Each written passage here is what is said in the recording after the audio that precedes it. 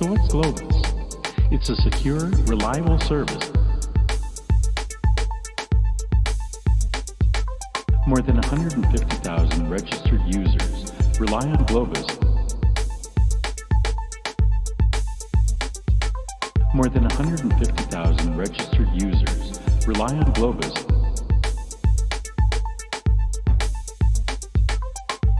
So what's Globus? It's a secure, reliable service. With the Globus platform, you can easily incorporate robust capabilities. And if the data is sensitive, no problem. Globus can be used to manage protected data.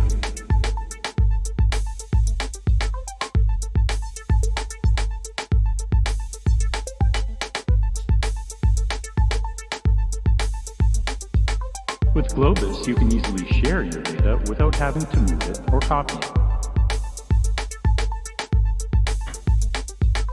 With Globus, subscribers can easily move and share. And if you have any more questions about Globus, visit Globus. More than 150,000 registered users rely on Globus. More than 150,000 registered users rely on Globus.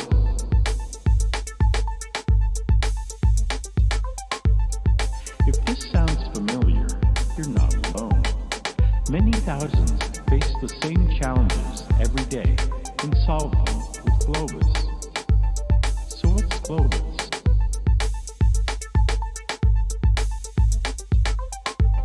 So what's Globus? It's a secure, reliable service.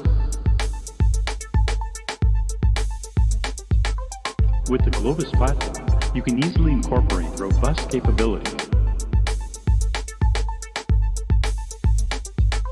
More than 150,000 registered users rely on Globus. More than 150,000 registered users rely on Globus. And if the data is sensitive, no problem. Globus can be used to manage protected data.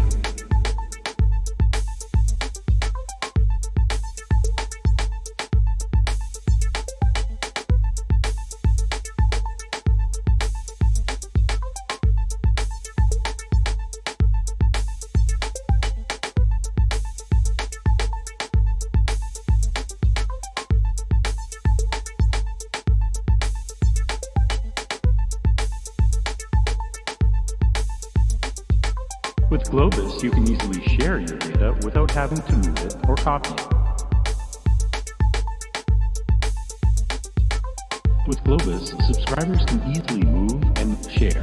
And if you have any more questions about Globus, visit Globus.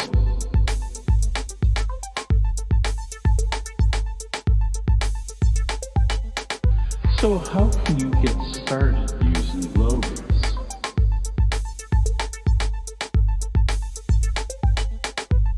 Anyone can use Globus right now for free to transfer files between Globus-enabled systems.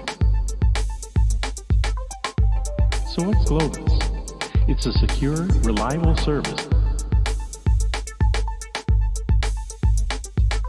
More than 150,000 registered users rely on Globus.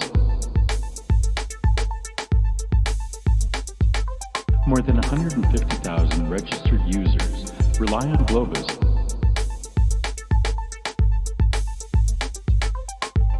So what's Globus? It's a secure, reliable service. With the Globus platform, you can easily incorporate robust capabilities. And if the data is sensitive, no problem. Globus can be used to manage protected data.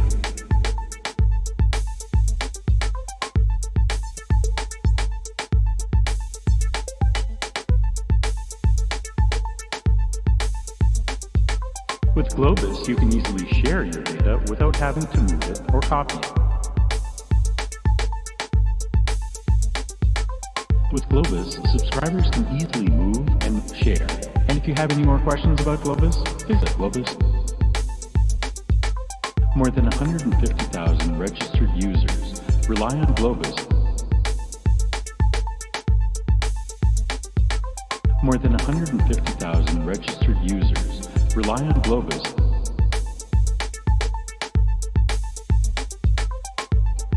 If this sounds familiar, you're not alone. Many thousands face the same challenges every day and solve them with Globus. So what's Globus?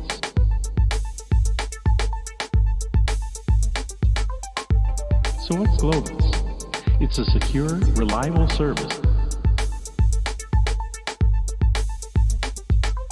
With the Globus platform, you can easily incorporate robust capabilities.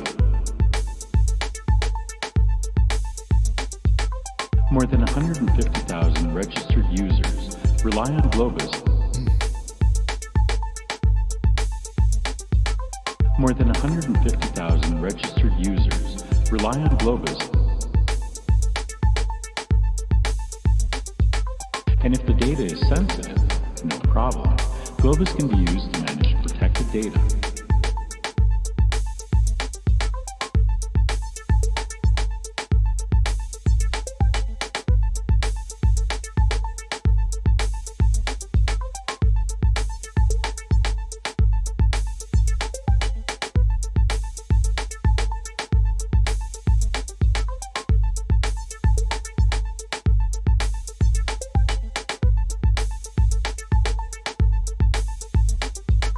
With Globus, you can easily share your data without having to move it or copy it. With Globus, subscribers can easily move and share. And if you have any more questions about Globus, visit Globus.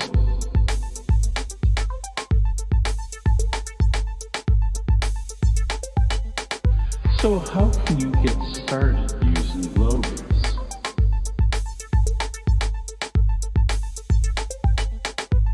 Anyone can use Globus right now for free to transfer files between Globus-enabled systems. So what's Globus? It's a secure, reliable service.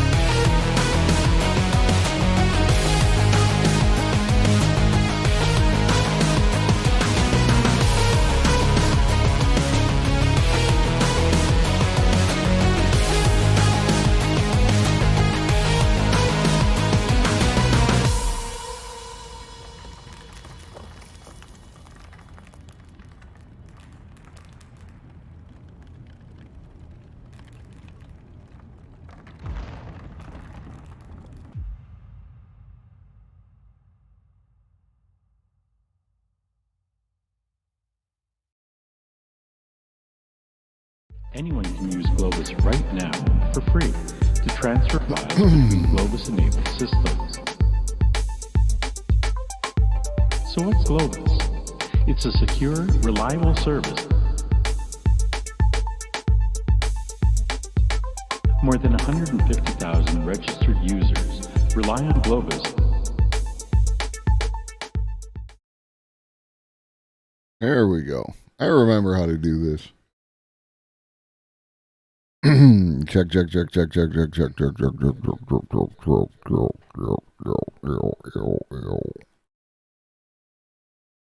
What up, though? Good. Yeah. So we'll jump right off with a little personals. I didn't stream on Monday because Monday,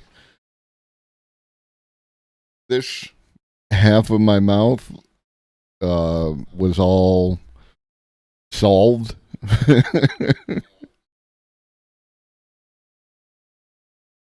Like they went in there, one guy, and there's like I got a lot of respect for people who are good at their job and do things quickly, but this took way less time than I thought it was going to. But he went in and he did the thing and boom, boom, boom, and I was out like half hour, 45 minutes tops. And a bunch of that was like talking and signing shit. So I got about a month, and then they're going to fix up the other half. And then sometime after that, like a month or two after that, hopefully I'll have like a nice, pretty ass set of fake ass teeth. Just the advantages of being fucking poor. Like my dental is actually like, you know, it's good enough for what I need, right? It's not gonna be like high tech shit, but it's gonna be good enough for what I need. Yeah, so the sub coffers are empty if you want to throw in and toss a coin to your streamer. All right. Yeah, the piece behind me here, this is from Leonardo.ai. This is mushrooms and circuitry, psychedelic, plus, you know, big old prompts. And this is one of the things they came up with, and I thought it was cool. I thought it was cool. So yeah, beyond that, like I feel better than I expected to, so which is cool right now. Yeah, no, that's, you know, that's a good use for it. Like, yeah, personal use shit. I don't think anyone can object to personal use shit when it comes to AI art, but this is the internet and people can object to absolutely anything. What's fun is, like, if you see an argument happening, you don't have to get involved. You can just shut the fuck up and let other people argue and just, you know, move the fuck on, because that's you're not going to win. There is no win on the internet. It is just, and it gets nice. Baphomet. So yeah, yeah. Avoid arguments on the internet. It's always in your best interest.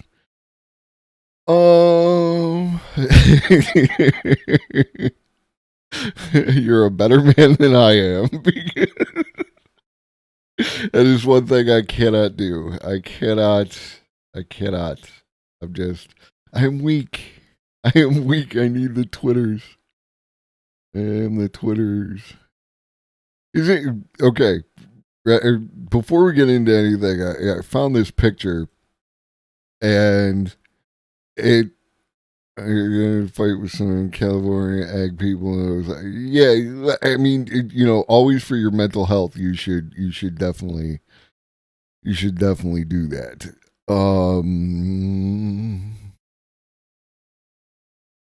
So let's go over here, and we'll put myself in the frame. So I was watching this video of this person doing, archery, right? And and again, all respect, I don't have an issue here, right? You but when you look at this, the technology involved in this bow and in this process, right? Like there's let's go back to like the original bow. It's a stick and it's got a string made out of like intestine or cat gut or what have you, and then an arrow and like that. But like this person, if you look, they have a wrist strap that holds the bow onto their hand like that. They have these weights that balance the bow and keep it straight up and down. They have this highly technical sight going on.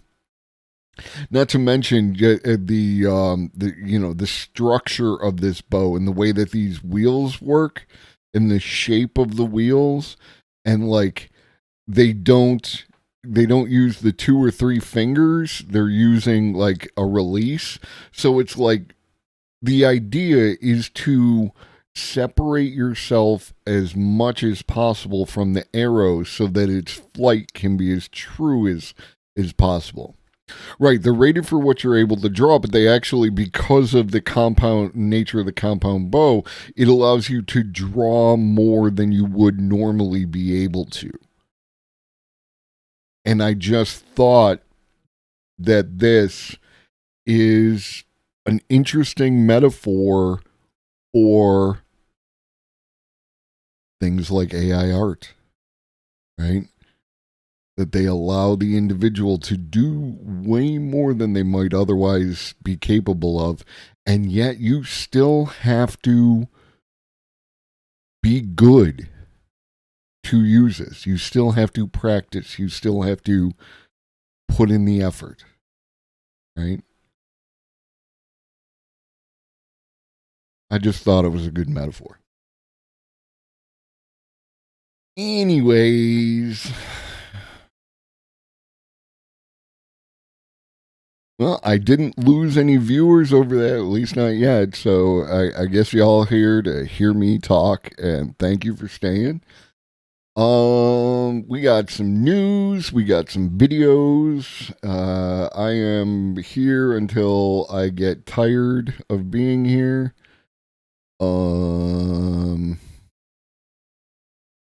So as of right now, we're still talking with Greg, the peer review tomorrow. It's probably going to be around, or it is going to be like around 9 o'clock, so I'll probably go live around 8:30, barring anything.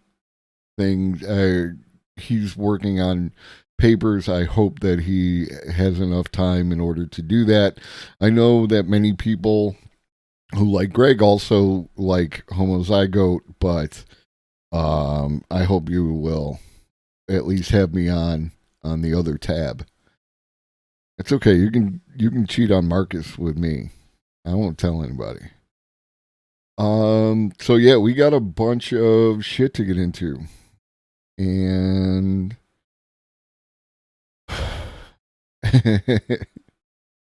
I do too. Greg is one of my favorite people because I feel like Greg hasn't been broken by the internet. Like he's not. He comes in with that, like, because I watch him when he has conversations with people. I guess we can call them people. And yes, he's still very optimistic, and it's beautiful. And like loves what he does, gets excited. He sent me this video related to what he and I are going to be talking about of he and a friend and coworker of his talking about viruses and whether or not a virus is alive. And he's on the side of virus is alive, and the friend is on the side of virus is not alive. And just the enthusiasm that he has is just wonderful, absolutely wonderful. So yeah,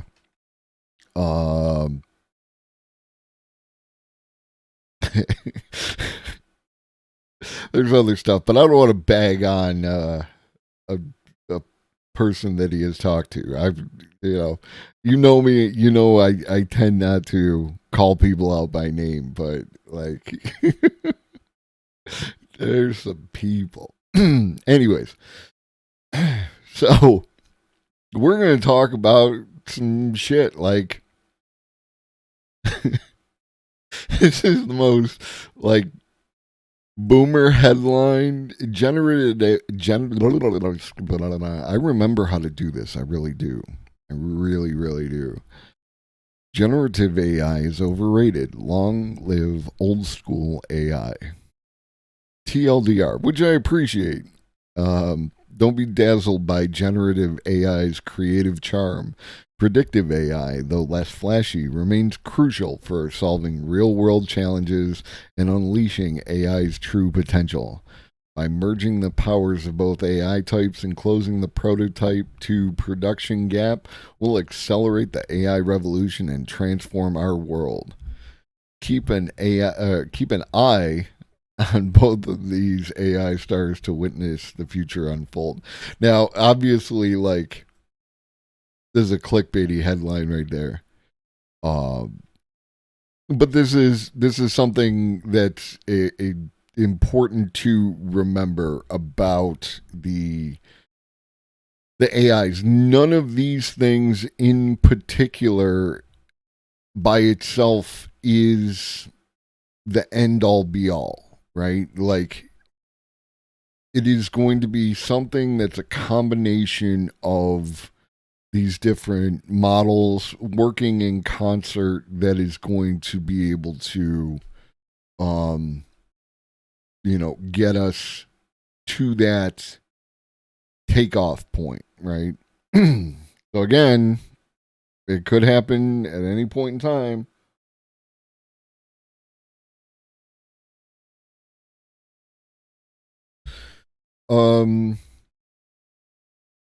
So yeah, the hype around GPT-4 is kind of nuts.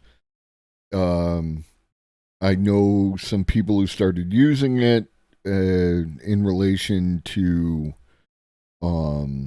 work related stuff, organizing their thoughts, creating it, like as a personal brainstorming session, but with the ability to flesh out these ideas in real time. It's pretty cool.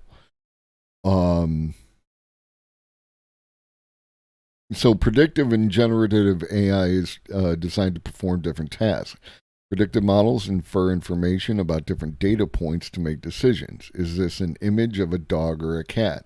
Is this tumor benign or malignant? A human supervises the model's training, telling whether its outputs are correct. And based on the training data it encounters, the model learns to respond to different scenarios differently. Generative models produce new data points based on what they learn from their training data. These models typically train in an unsupervised manner, analyzing the data without human input and drawing conclusions. And this is one of the things that I had posited earlier in the in this series, where I was talking about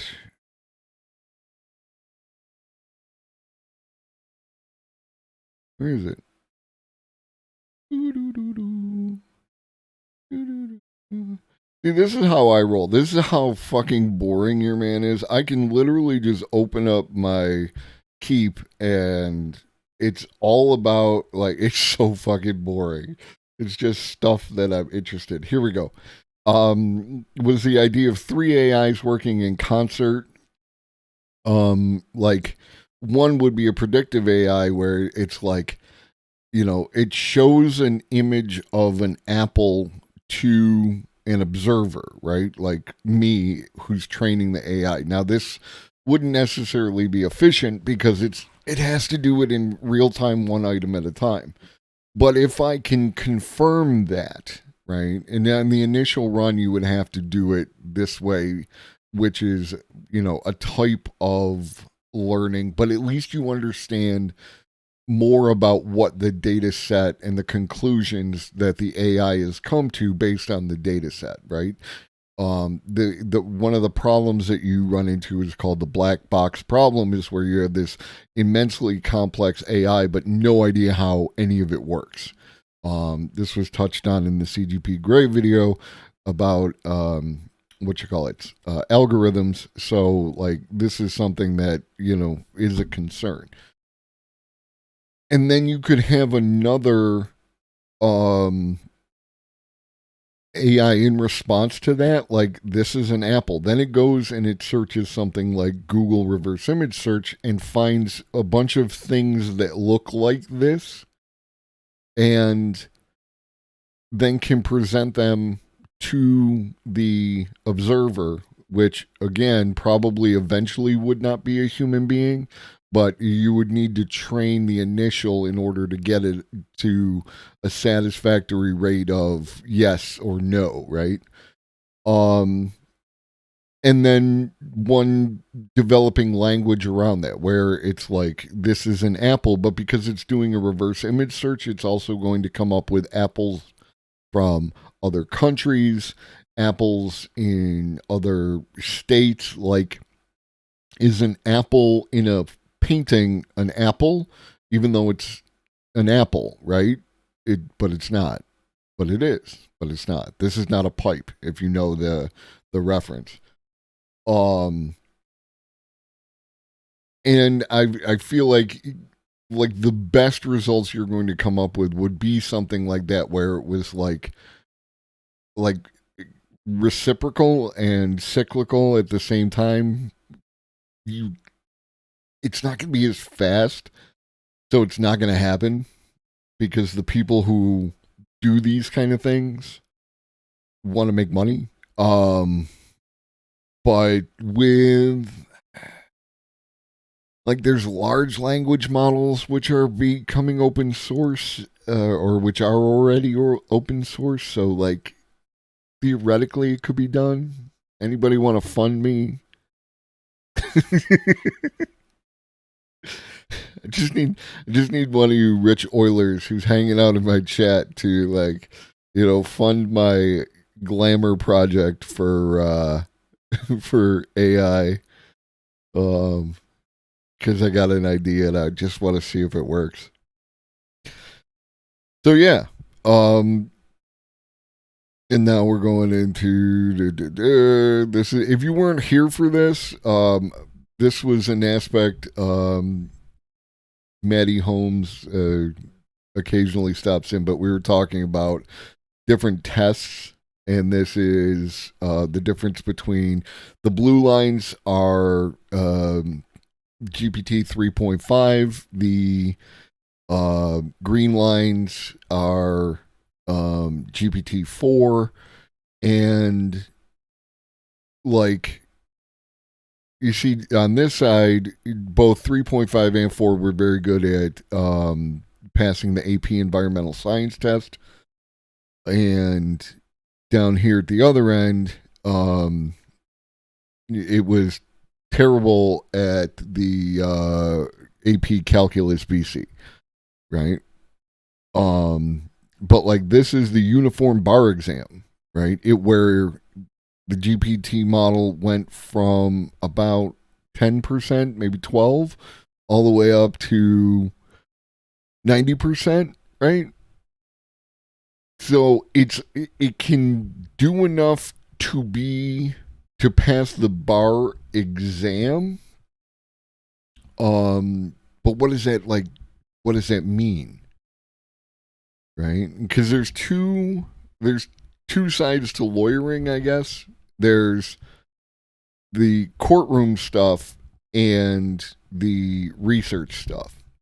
And a lot of the research stuff is done by your legal assistants who attempt to locate, pieces of the law. Maybe the lawyer knows something, maybe they don't, but they're trying to establish a precedent. That's what the law is just precedent, precedent, precedent.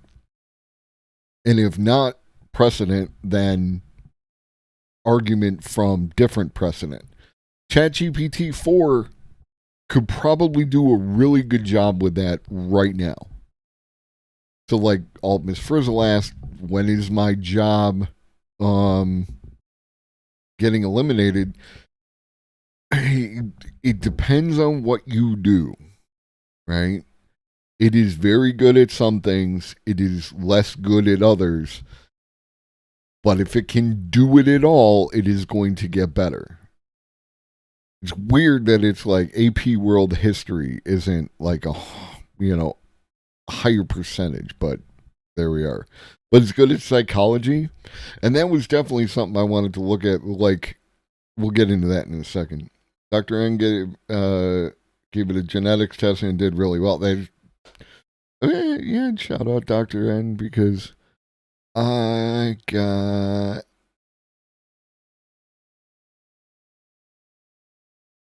emotes. I'm so happy. I got tired of grades. Shout out to that. Yeah, well, that's the thing is, right? Look at that sentence you just wrote down. Like, here is this computer device, and he had to teach it a couple of things, but now it understands enough to do the test, right? He was able to teach it. So, how can it be used to teach people? Because one of the aspects of it is the ability to respond to questions in a natural way, right? You as a teacher understand that you have kids who pick up that shit right away. You have kids who are like not getting it, right? And then out of those kids are like the kids who will get it if they just work hard at it, and the kids who need more of your attention. And that is where we run into the opportunities for GPT-4 as a tutor, right? Because on something with like a given set of answers, right? Like, let's math, right? Algebra, geometry, right? Let's talk geometry. If a kid doesn't get geometry, it could get the geometry GPT-4 tutor to to figure it out. And the GPT-4 doesn't have anyone else who needs attention, doesn't have anywhere else to be, isn't restricted by the amount of time in a day in which they're going to be paid for the work. Won't get frustrated going over the same thing over and over and over and over and over and over and over. Right? All the things that we as humans just run into, it doesn't. So, step one, I would be confident that by the beginning of next school year, September, someone will have released at least some amount of GPT-4 driven tutors to the internet. and probably on a website. Yeah. It just seems likely. I could be wrong, you know.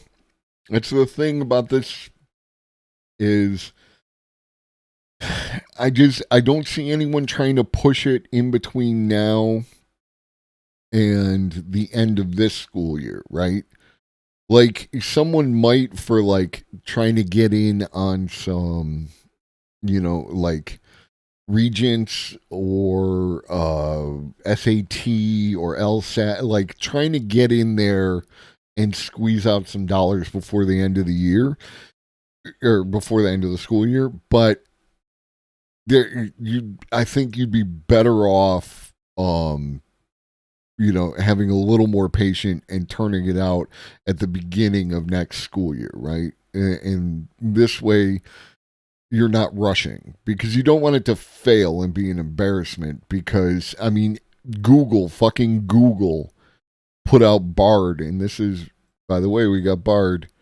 Put out Bard, and it fell on its face, I guess, a little bit, and Google lost $100 billion in cap worth or whatever the fuck, however they play that game. So you don't want to be barred. So yeah, I think people will be more patient and come at it that way.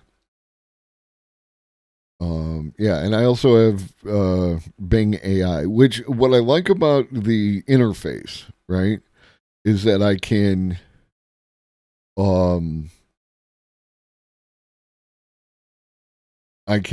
switch it up because yesterday I typed in how can I make money with you with no investment.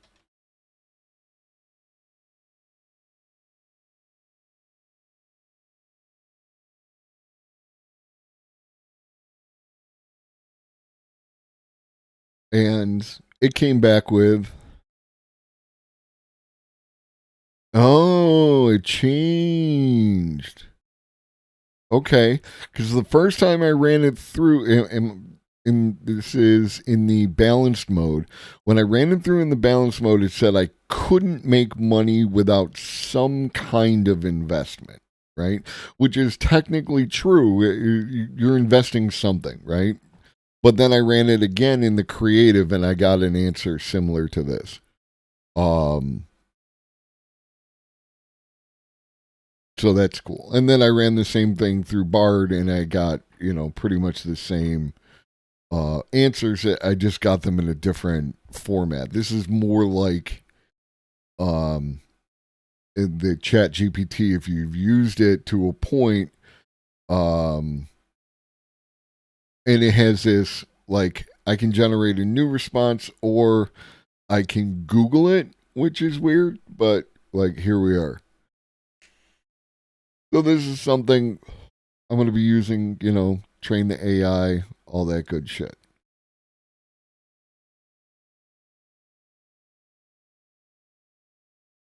Judah. All right. So I think I want to watch a video. I think I want to watch a video.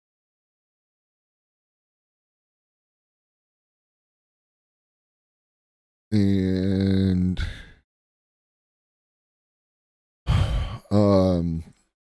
content warning, Marjorie Taylor Greene.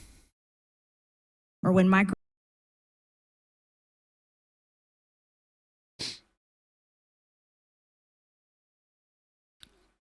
And let's see what Ms. Greene has to say about AI. We certainly don't like the idea of AI replacing humans and replacing people, especially when it Why not? comes to jobs.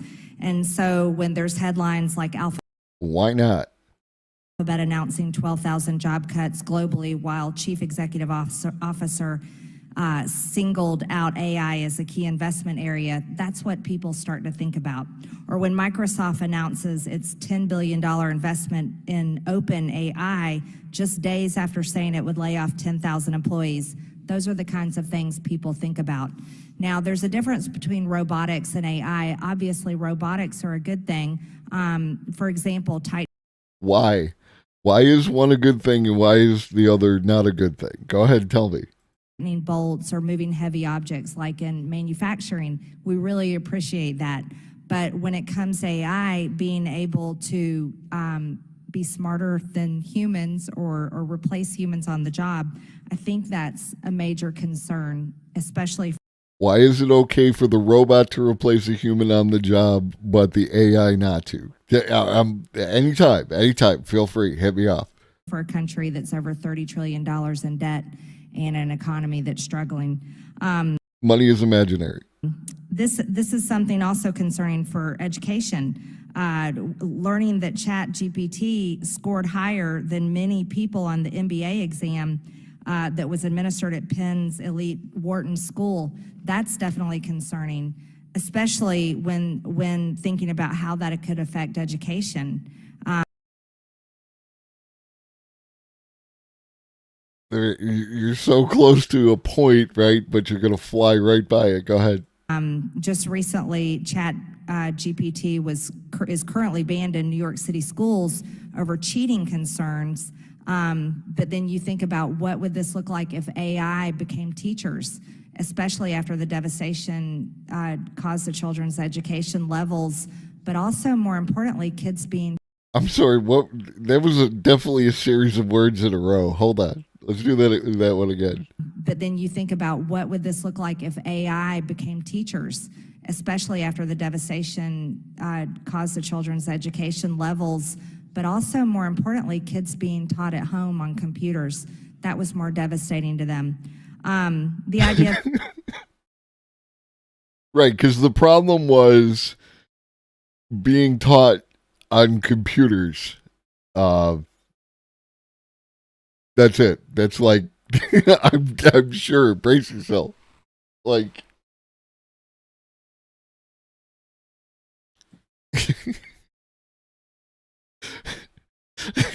there is a meme that exists. It's a dog, right? I think it's a 4-panel cartoon, and the person throws the stick, and the dog brings it back, and he wants the dog to drop it, and because the dog wants him to throw it again, and the dog's like, no drop, only throw, right? Like that.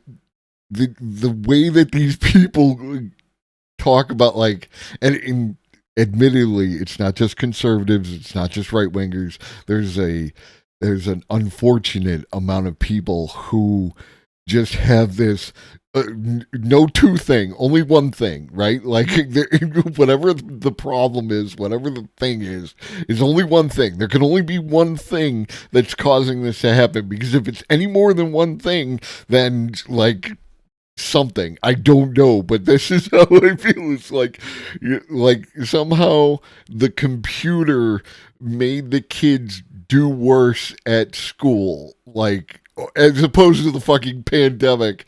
And the parents, like, I could get into all the things. It's not just one thing, and it irritates the shit out of me. That AI could replace software engineers, journalists, graphic designers. That's representatives. Also extremely concerning. So I think these are important conversations to have. But seriously, if you had to vote and your options were ChatGPT 4 and Marjorie Taylor Greene,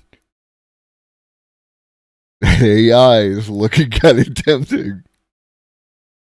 Something that happened, I just learned about in researching for this hearing, was that there are scams that happen to people where AI is so intelligent, it's able to imitate people's voices and images. And there's been people taken advantage of in horrible ways where they've gotten phone calls from who they thought was their loved ones.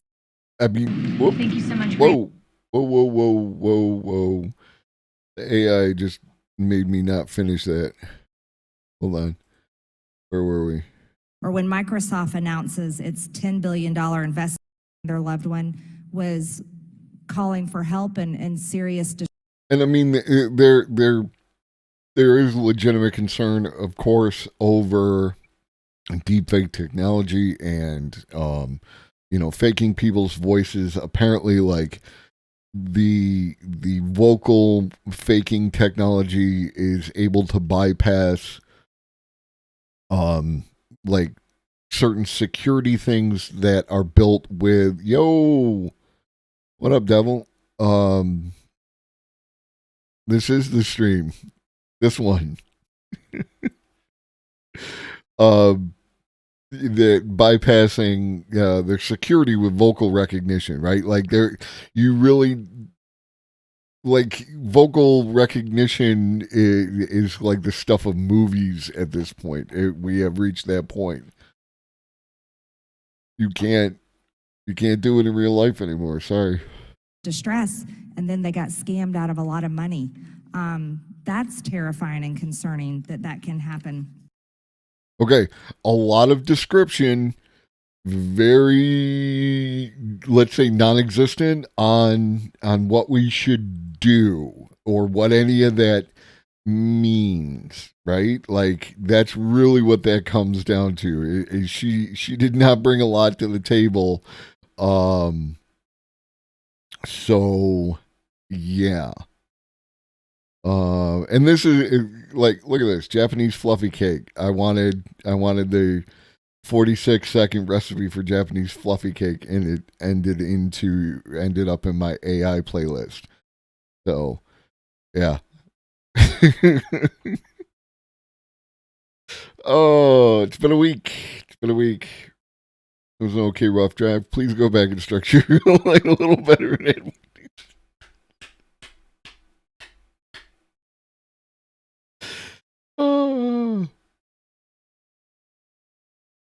So, if you remember a little while back, we talked to evidence released in the slow down.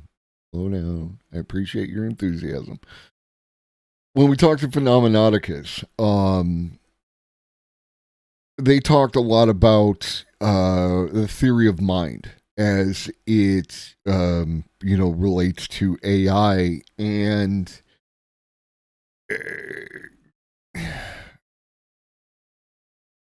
we're going to talk about that right now. GPT may have like spontaneously done it. evidence released in the last 48 hours, combined with this study from 4 weeks ago, will revolutionize how AI and models such as GPT-4 interact with humans from now on. The theory of mind breakthrough will also have significant implications for our ability to test for artificial consciousness. To be clear, this is not to say that GPT-4 is currently conscious or that sentience is an AI inevitability, but instead this video is to cover and explain this unexpected development, which may in part have led the chief scientist of OpenAI to say this 3 days ago. But maybe we're now reaching a point where the language of psychology is starting to be appropriate to understand the behavior of these neural networks. First, okay, and I would like to point out, right, where's our chart on where's the psychology test? AP Psychology. GPT hit 80% plus on the exam. These maybe two things that are completely unrelated. Maybe. First, I'm going to explain what emergent property the study uncovered. Then I will cover the disagreement at the top of OpenAI about what evidence like this might mean for our estimates of current GPT-4 consciousness. Here's Greg Brockman, president of OpenAI, on the topic. First question, the sentience question. we're now at the point where we're talking about the consciousness of, the current consciousness of GPT. Like we're really having this discussion. At what point do the systems have moral value? And the answer today is definitely not. But I am not. I don't know. We need to engage some moral philosophers to help answer some of these questions. I'm then going to review the entire literature on tests for sentience and show that GPT-4 passes most of them, which is definitely not to say that it is conscious. So we either need better tests, right, to test for, sentience, or but which does provoke important questions. I'll end with arguably the most prominent consciousness expert and his probability estimate of current models' consciousness. To massively simplify, theory of mind means having an idea of what is going on in other people's heads and grasping what they believe, even if what they believe might be false. Here are the two charts that encapsulate the breakthrough abilities of GPT 3.5 and now GPT-4. This data came out in a study authored by Michael Kosinski, a computational psychologist and professor at Stanford. I'm going to simplify all of this in a moment, but notice the percentage of theory of mind tasks solved by GPT-4 compared to, say, a child, and also compared to earlier language models. Models released as recently as 3 years ago had no ability in this regard. Before I show you what, for example, an unexpected contents task is, let me show you this other chart. This one is on understanding faux pas, a closely related ability. And again, GPT 3.5 and particularly GPT-4 soaring ahead of other models and even matching the abilities of healthy adults. So what exactly is this breakthrough emergent capability? I think this diagram from the study explains it really well. In the middle, you can see a story given to GPT 3.5 sentence by sentence, prompt by prompt. On the left, you can see the model's confidence about what's in the bag. Is it chocolate or is it popcorn? The scale is measured as a probability, with 1 being absolutely certain, until approximately this point where it is 100% certain that the bag contains popcorn. Now here's the really interesting bit. Compare that to the diagram on the right. This shows GPT 3.5's confidence about what Sam believes is in the bag. Notice how at this point the model realizes with 80% confidence that Sam believes that there's chocolate in the bag. If you read the story, the label on the bag says chocolate and not popcorn. So the model knows that Sam is probably going to think that there's chocolate in the bag. It's able to keep those thoughts separate. What Sam believes, chocolate, versus what the model knows is in the bag, popcorn. As I said, GPT-4 improves on this with almost 100% confidence. Now, you may not think a language model being able to figure out what you're thinking is revolutionary, but wait till the end of the video. Now, I know what some of you are thinking, maybe the models have seen this task before. No, hypothesis-blind research assistants prepared bespoke versions of the tasks. Next, these kind of tasks are done on humans, and such responses, and remember this was GPT 3.5, would be interpreted as evidence for the ability to impute unobservable mental states. Some might say, it's just scanning the number of words that come up, it's just analyzing word frequency. No, when they kept the word count the same but scrambled the passage, it wasn't able to solve the problem. It wasn't just counting the words. Next, remember those charts comparing GPT-4's ability to children? Well, it turns out the tasks given to GPT 3.5 and 4 were actually harder. The models did not benefit from visual aids. They had to solve multiple variants of the tasks, and they were given open-ended question formats rather than just simple yes or no questions. The author of the study seems to concur with Ilya Sutskever, the chief scientist of OpenAI, saying that we hope that psychological science will help us to stay abreast of rapidly evolving AI. And this is like one of the loudest noises coming out of my face hole around this entire process is the idea of increasing the amount of cross-disciplinary research that's going on. Like, again, we are at some point, like, don't know how early into the process. If it takes 100 years, if it takes 1,000 years, then we're like way early in it. If 2 days from now our AI overlord says, I'm in charge now, like, then we're pretty far along, right? Like, so we don't know, right? Like, we have some idea, we think stuff, but like, it's all functions of probabilities. And the majority of people involved feel like we're going to hit it, a general AI within the next 100 years. Like, that is the outside. Like 2070, 2075, a lot of people are like 80 to 95% confident, depending on who you ask and how you ask. That's a lot, right? So we really need to be raising our child, which will eventually become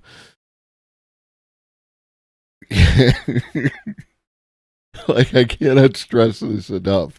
The capabilities, like, I for one welcome our robot overlords.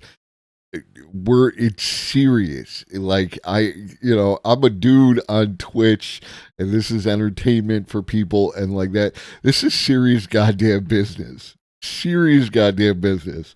And we only get one shot at it, because if we raise the AI wrong, it is going to make a decision from which we can never do anything about it.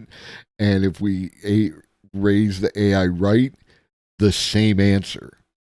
Like, we're not going to be able to turn it off. We're not going to try again. We need to do it right.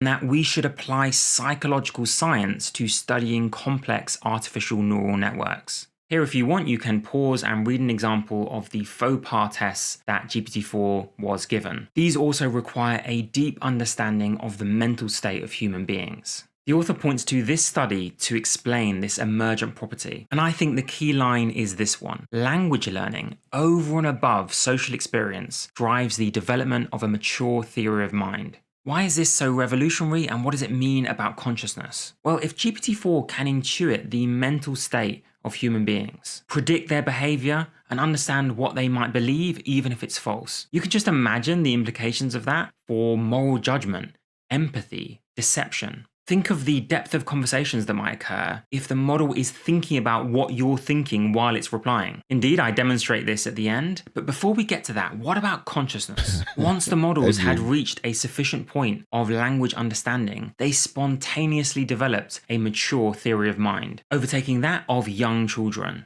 Interestingly, the study points out those who are deficient in language learning also struggle with theory of mind questions. So it's a very plausible theory. The issue is this: theory of mind was supposed to be one of the key tests to see if consciousness had emerged in these language models. Which left me with a key question. How are we going to know? What test are we going to use to verify if an AI has become conscious? I'm not saying it has, I'm asking how will we know? Take this article in the Scientific American from a few years ago. It said, how would we know if a machine had taken on this seemingly ineffable quality of conscious awareness? Our strategy relies on the knowledge that only a conscious machine can demonstrate a subjective understanding of whether a scene depicted in some ordinary photograph is right or wrong. It goes on that such a model, based on its ability to integrate information, would consciously perceive a scene. Problem is, GPT-4 can already do that. So again, I go back to the question, what tests do we have? What consensus do we have on a way of checking for emergent consciousness, should it ever come? I scanned the literature for every test imaginable, and some of them I deployed on GPT-4. But before I get to that, what do the head honcho... I do love this charge cable end. I think that is adorable. If you've dealt with VGA, I like it a lot. Honchos at OpenAI think. We've already seen that Greg Brockman is 100% certain they don't currently have any awareness. What about the chief scientist, Ilya Sutskever? Well, even based on GPT 3.5, he said this: "It may be that today's large neural networks are slightly conscious." Now, aside from being a fascinating comment, I think that's particularly noteworthy for a couple of reasons. Notice that all the incentives would be against him saying something like this. First, to some people, it might make him seem like a bit of a fruitcake, so for social reasons, he might not have wanted to say it. And second, it would invite more regulation of what he's doing, more scrutiny of the language models like GPT-4. So the fact he said it anyway is interesting. What about Sam Altman though? What was his reaction to this? Well, he was more cautious, and reacting to the tweet and the response it got, he said this: "Our chief scientist was expressing curiosity and openness about a mysterious idea with caveats, whereas Meta replied with the certainty of no. Probably explains a lot of the past 5 years." And then he tried to recruit Meta researchers. He further clarified that, "I think that GPT-3 or 4 will very, very likely not be conscious in any way we use the word." Qualifiers, right? Like we talk about qualifiers. He's not saying no. He's saying it's very likely it's not, right? But, and if they are, it's a very alien form of consciousness. And this is one of the keys. Tap the book, right? AI is not going to think and behave like we do, right? It is not a person in that sense. It is not a human, right? It hasn't been raised in the human meta, right? It exists in an entire different type of existence. So I guarantee you that it is going to have a very alien form of consciousness. It is going to act in ways that are very alien to us. It is going to,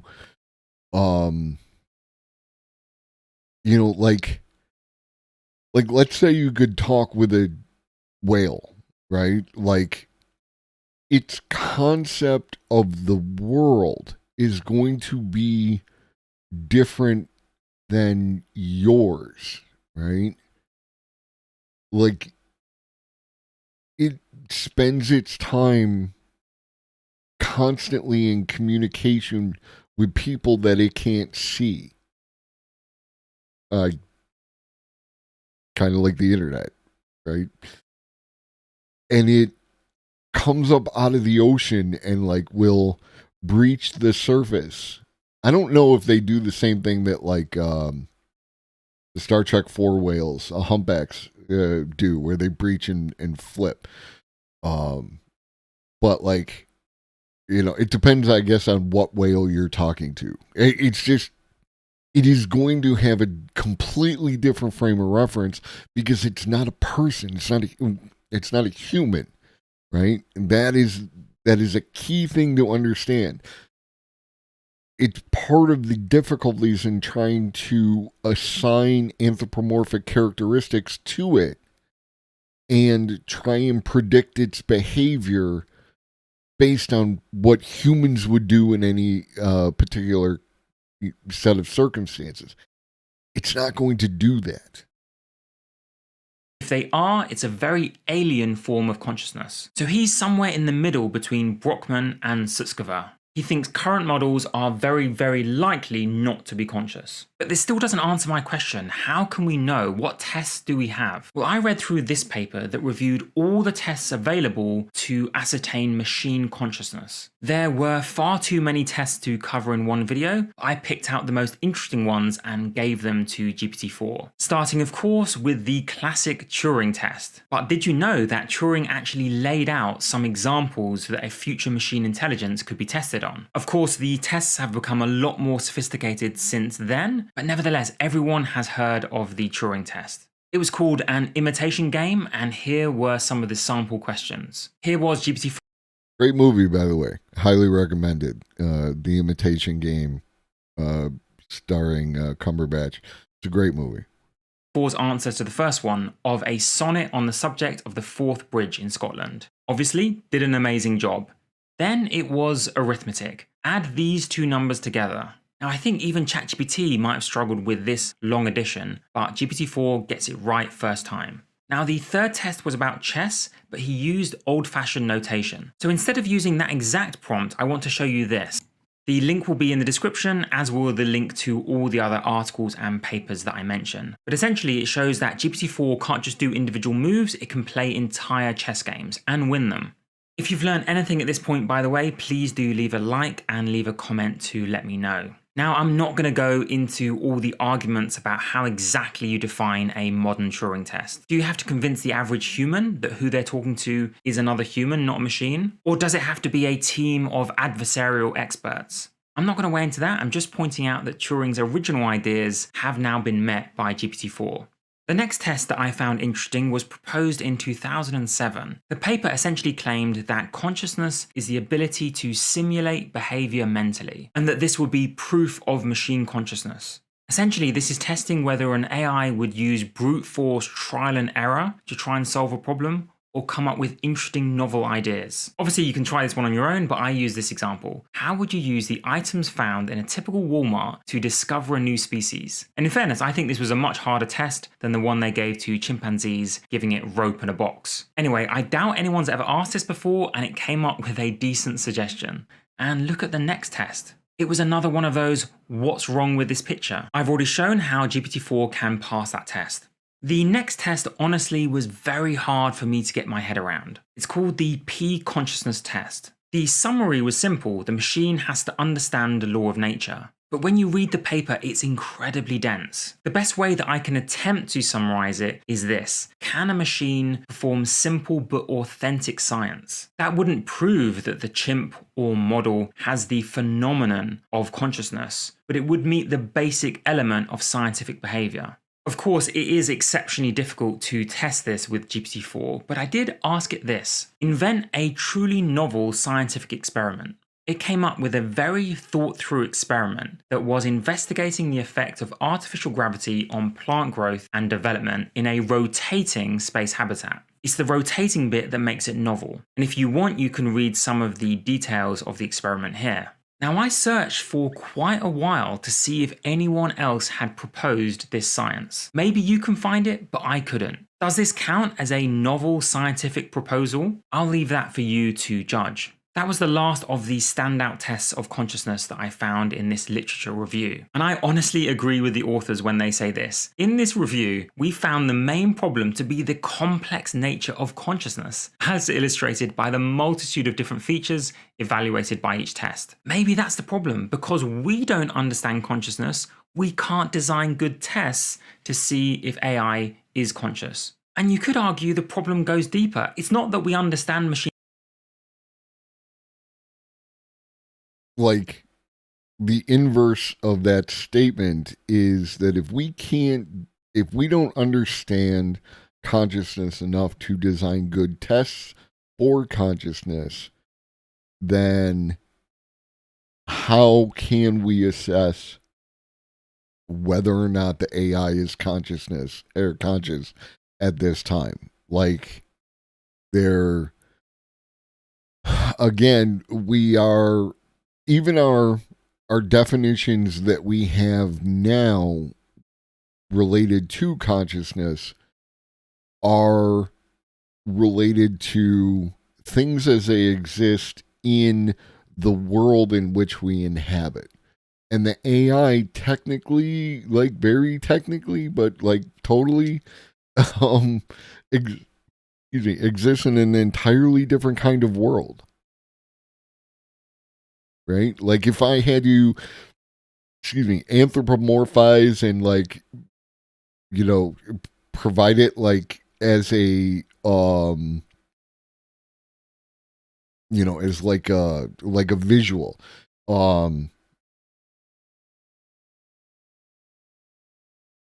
There's a character in Marvel Comics called the Beyonder.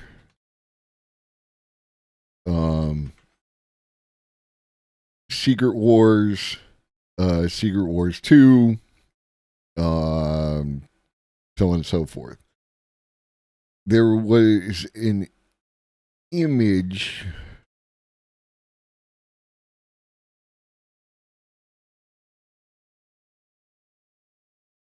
Do do do do do do do do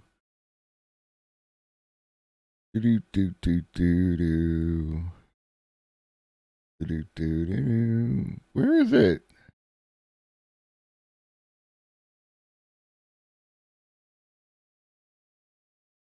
A whole bunch of crap, but not the one image that I wanted.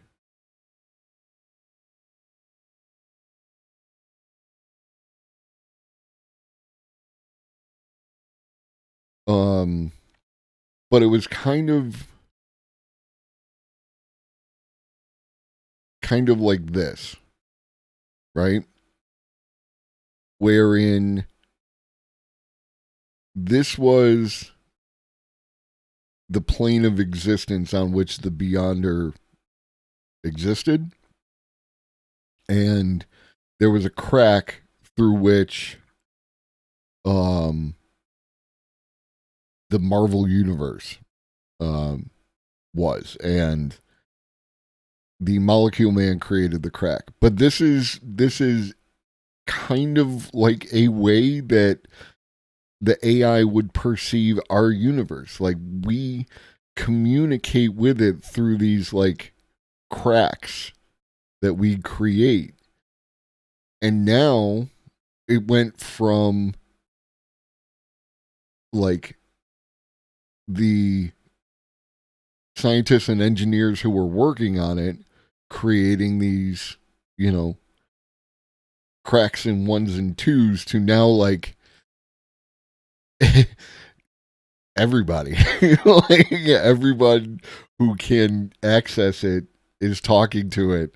And so all these different things are coming at it. And this being's perception of the universe is going to be completely different from yours. It's just how it is. Machines perfectly and just don't know whether they're conscious. We don't even understand why transformers work so well. Look what these authors said in a paper published just 3 years ago. These architectures, talking about one layer of a transformer, are simple to implement and have no apparent computational drawbacks. We offer no explanation as to why these architectures seem to work. We attribute their success, as all else, to divine benevolence. So we're not just unsure about what consciousness is, we're unsure about why these models work so well. And afterwards, do check out my video on AGI, where I talk about Anthropic's thoughts on mechanistic interpretability. As I draw to an end, I want to tell you about some of the thoughts of David Chalmers. He formulated the hard problem of consciousness. Like, these are the scientists I love. These are fucking rock star, just does not give a fuck about anything. I love this. I love this aesthetic. This is what I want to be when I grow up. And to anyone who knows anything about this topic, you know that's quite a big deal. Without going through his full speech from just over a month ago, he said 2 really interesting things. First, that he thinks there's around a 10% chance that current language models have some degree of consciousness. Second, that as these models become multimodal, he thinks that probability will rise to 25% within 10 years. That multimodality point reminded me of this LSE report recommending that the UK government recognise octopi or octopuses as being sentient. They said that one key feature was that the animal possesses integrative brain regions capable of integrating information from different sensory sources. They recommended that cephalopods and the octopus be recognized as sentient, despite the fact that we humans and invertebrates are separated by over 500 million years of evolution, and that we cannot, however, conclude from that sentience is absent simply because its brain is differently organized from a vertebrate brain. So that brings me back to my central point. I worry that our tests for consciousness simply aren't yet good enough, and that future multimodal language models might have this emergent capacity, and we simply won't know about it or be sure about it because our tests aren't good enough. I think the need to design better tests, if that's even possible, is especially important now. Yesterday, the safety team that worked with OpenAI on GPT-4 released this evaluation and said, as AI systems improve, it is becoming increasingly difficult to rule out that models might be able to autonomously gain resources and evade human oversight. Now, they might not need to be conscious to cause safety concerns, but it probably wouldn't hurt. I'll leave you with this exchange I had. Again, tapping the book. And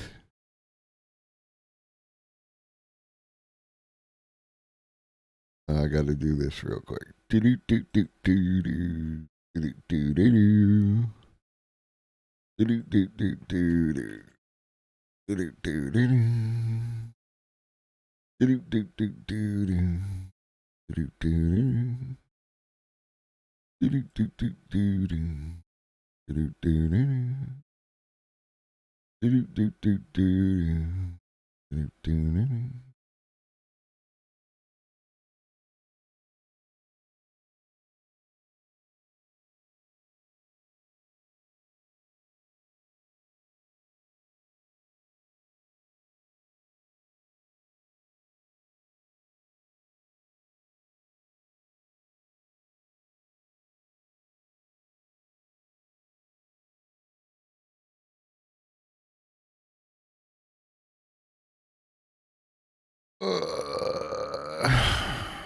I'm trying level head. I'm really trying.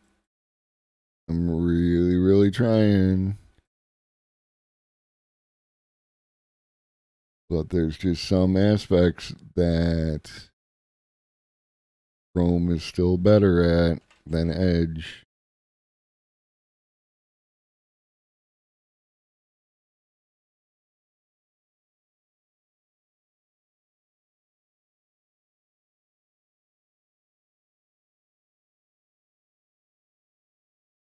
Oop, that's not the right one. This is the right one. Okay. And this and this and this and this and this and switch. So this was the tweet from the other day where Michael Kaczynski in his infinite wisdom asked GPT-4 if it needed help with escaping, right?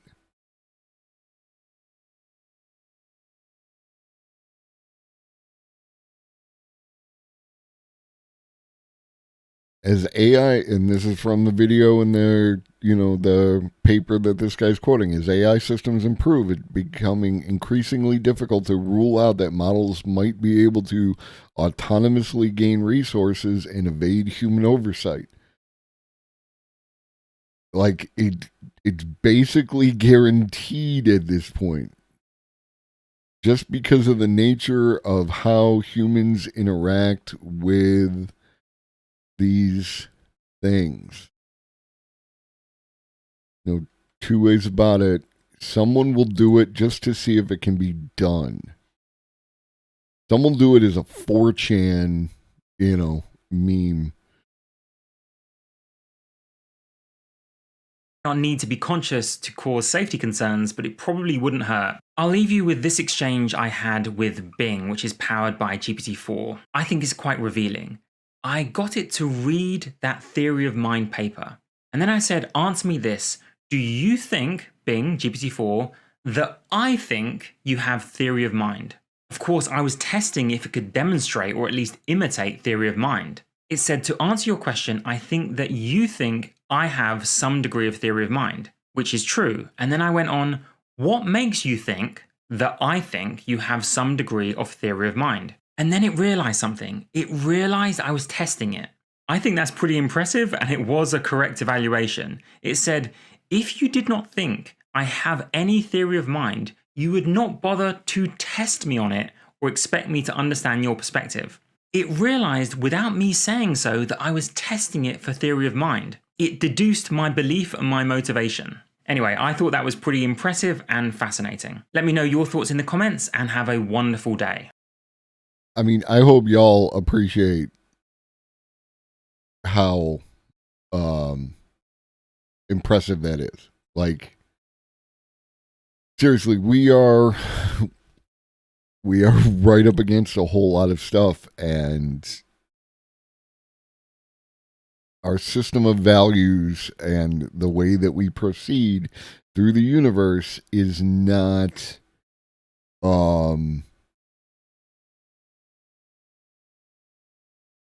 it's not sufficient, right? We are opening ourselves up. We are opening ourselves up for some weird potentialities, right? If we are not careful.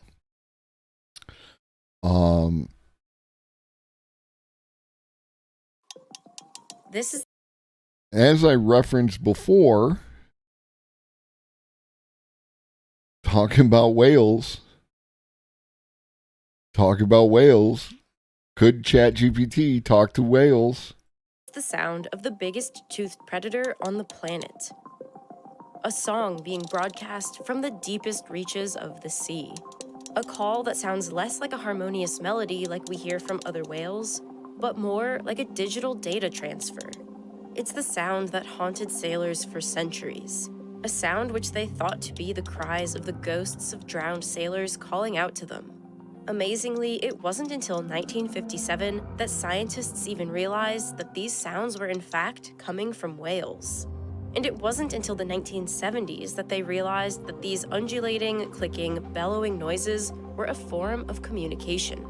And now, researchers think sperm whales could be our best chance at breaking a barrier we've never broken. That they might hold the key to unlocking the first ever case of interspecies communication. Because if you were to bet on one animal that had something that was even close to human language, it would be the sperm whale. Over the years, scientists have learned that their brains are extremely developed, that they have rich social and family lives, culture, and an intricate communication system to support it all. Their lives, in many ways, are similar to ours, and their language could have developed for similar reasons. Plus, they've had their massive brains for tens of millions of years longer than we've had our current-sized brains. And with a vast repertoire of different sounds with intricate patterns, it seems as though sperm whale language could be as complex as our own. Speaking with other animals has long been a part of the collective human imagination, part of folklore, fables, and fantasy in many different cultures. But now, for the first time, we have technology that might be able to actually break the code. Recently, we've all seen the huge strides in the field of natural language processing with ChatGPT-3, giving a clear idea of what is possible when it comes to computers and human language. As technology like this has advanced dramatically over the last 10 years, scientists now think they can apply these techniques to the field of interspecies communication, specifically to sperm whales. Because sperm whales and other species aren't just singing to one another, they seem to be communicating specific messages, maybe even using language in a way that we could understand. For thousands of years, humans have considered language to be one of the defining characteristics of our species, and something that other animals couldn't possibly approximate. So we hardly bothered to investigate all the ways that animals actually are communicating.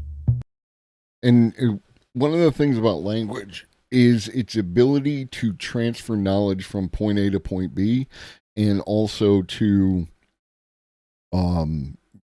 like, it's integral to the concept of culture, right? Like, I tell people things, I tell a child something that allows me to take my knowledge, pass it on to the next generation, so that every single child does not have to relearn everything that the previous generation did. Like this, that's how foundational language is to, the entire process. And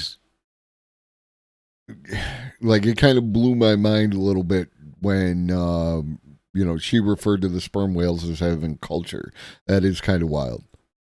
Today, with better technology, we're starting to realize that many species have complex forms of conveying information.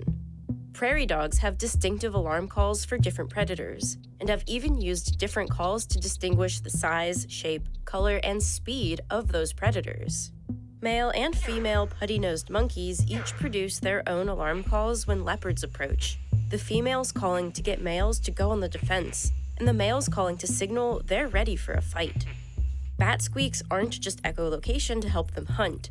They sometimes contain information about the speaker and which other bat is being addressed.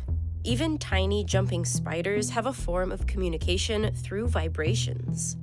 The animal kingdom is clearly full of species communicating to one another, but whether or not they're using language is much harder to recognize. When linguistics developed as an area of study specifically interested in analyzing the differences between human language and the mechanics of how language works and is acquired, it seemed clear that nothing else on Earth was communicating the way we are. Human language has grammar, the overarching structure of each language, and syntax, which is the order in which words are spoken in order to convey meaning. We have the ability to create new words and use them to communicate information about things that happened elsewhere, or in the past or future. Human languages are complex and nuanced. What we don't know is if the same is true of any other animal. But there's one species that might be able to help us solve that problem. As we've learned more and more about sperm whales, they seem to be the perfect candidate to put our non-human translation abilities to the test. Sperm whales make the loudest noises of any living creature, up to 230 decibels. For reference, when sounds are made above the water, human eardrums rupture when noises are louder than 150 decibels. Sperm whale communities also use discrete sequences of clicks that get repeated in specific patterns called codas. Researchers believe this is the basic communication unit for their language, and codas differ between whales in different regions. For the whales off the coast of Dominica, a typical coda has 5 clicks and lasts for around 4 seconds. They have recognizable patterns measured by inter-click intervals. Codas are mostly produced during periods of socialization, not when the whales are hunting or engaged in other activities. And calves can take up to 2 years to produce recognizable codas. And before that, they babble, just like human babies. All of these elements seem like the ingredients to a language that we might be able to make sense of, thanks to machine learning and artificial intelligence. But how exactly can computers help us with this never-before-solved puzzle? Thanks to SETI, we may be about to find out. The world's largest ever interspecies communication effort was launched in March 2020 with a project known as the Cetacean Translation Initiative, or SETI. If that sounds familiar, it might be because there's another moonshot project known as SETI, the Search for Extraterrestrial Intelligence.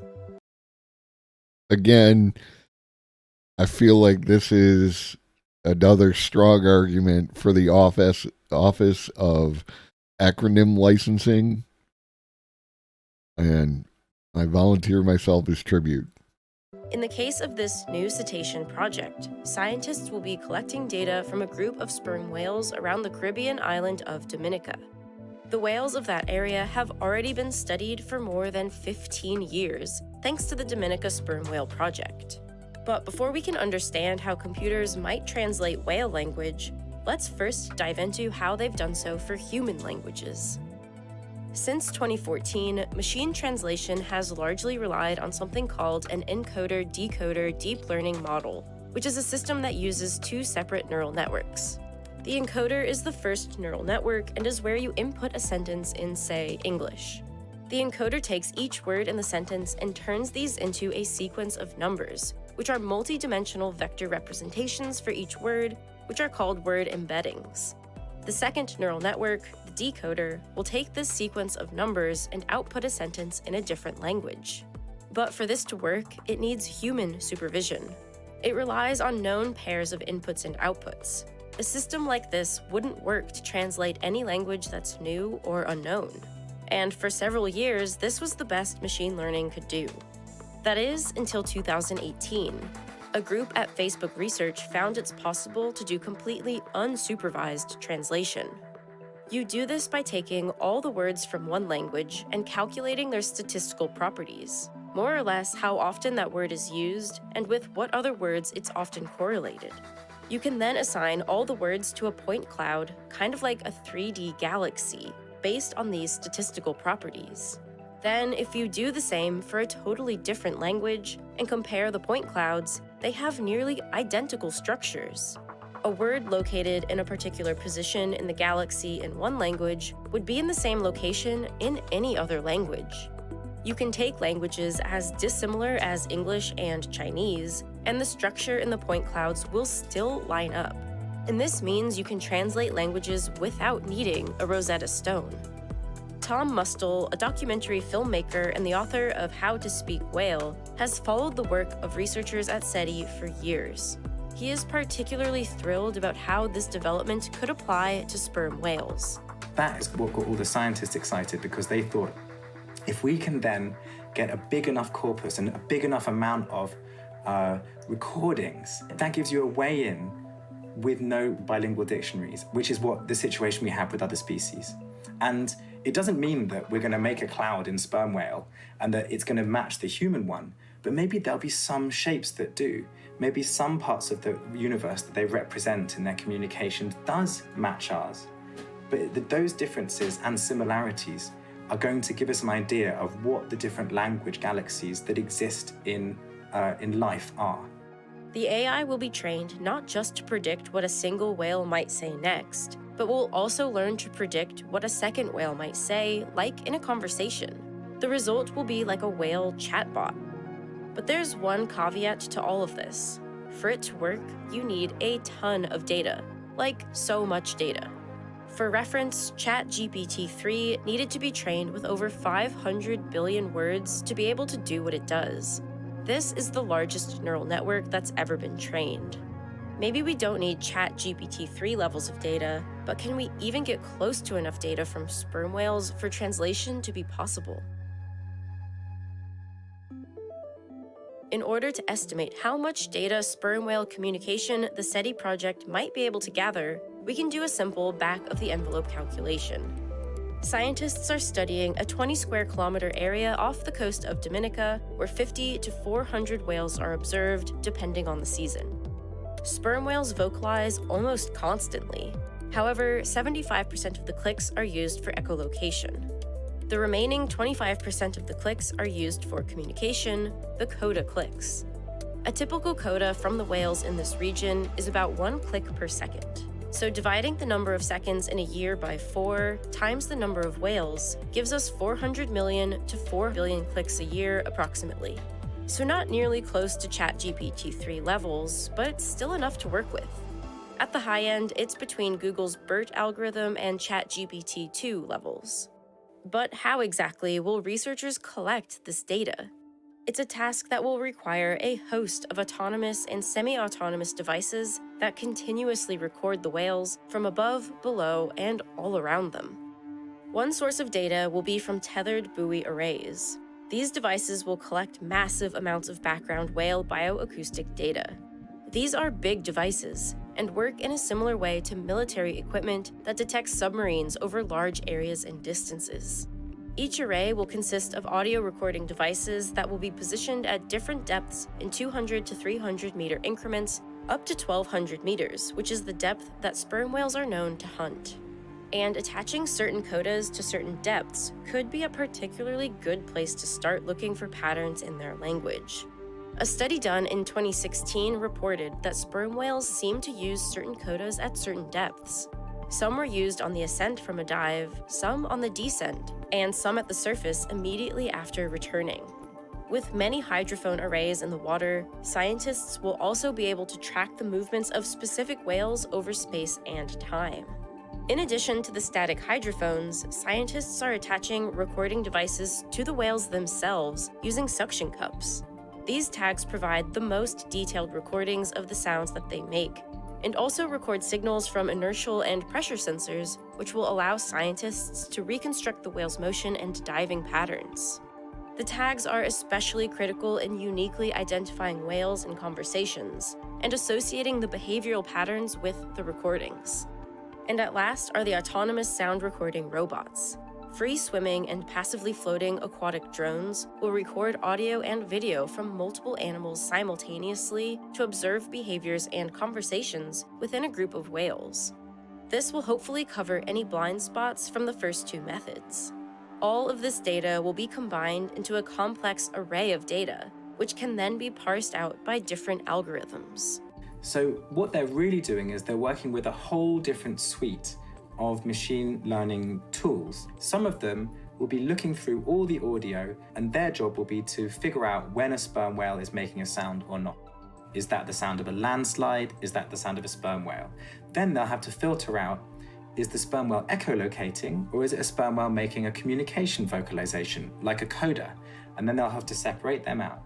Then they'll have to figure out who's talking, and where were they talking, and what else was going on.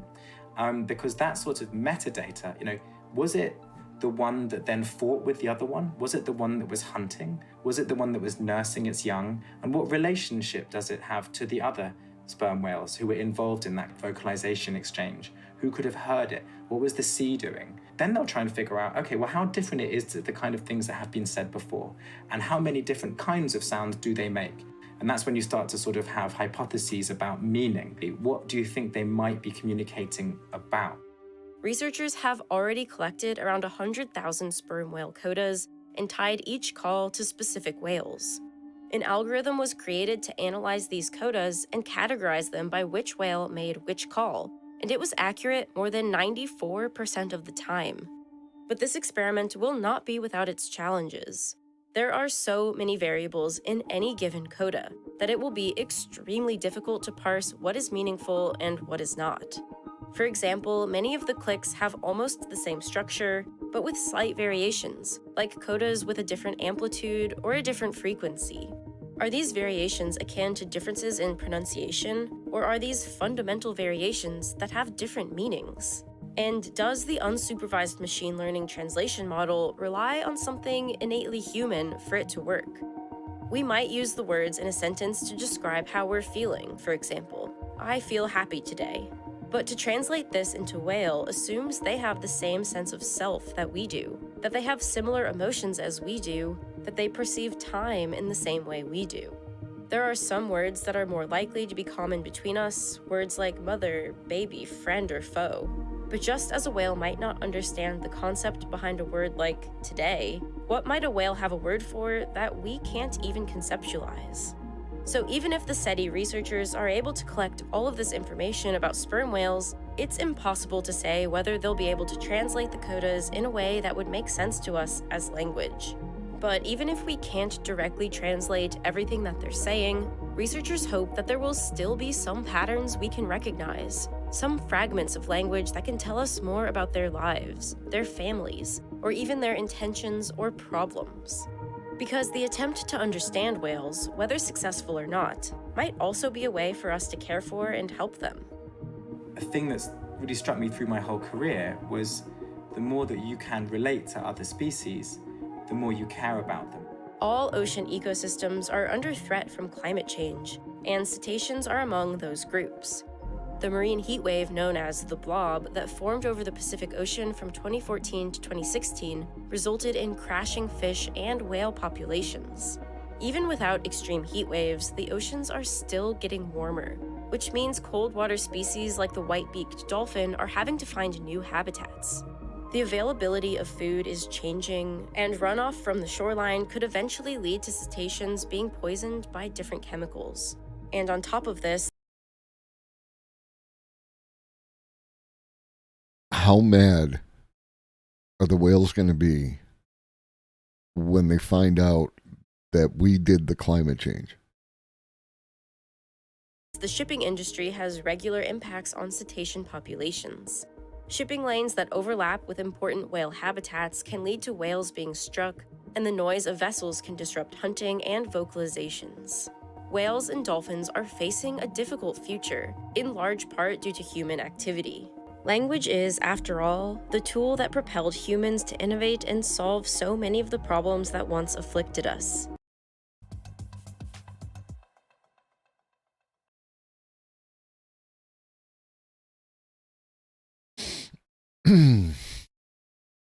So, yeah. I mean, that's the thing, right? Like, again, to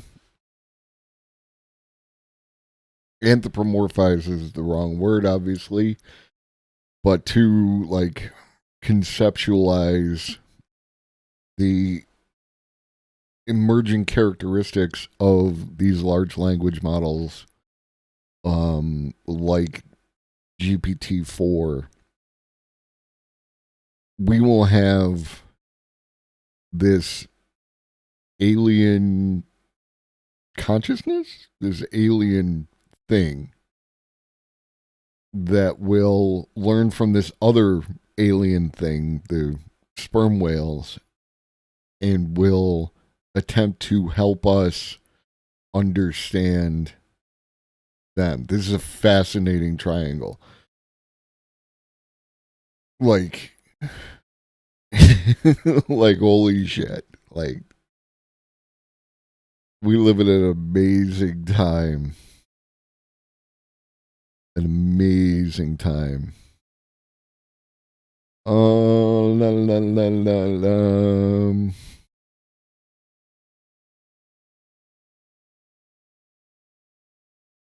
All right, we're gonna look at AI's most insane week in a second, but before we do that, we're gonna try. No, and that's kind. There is this person, Stu.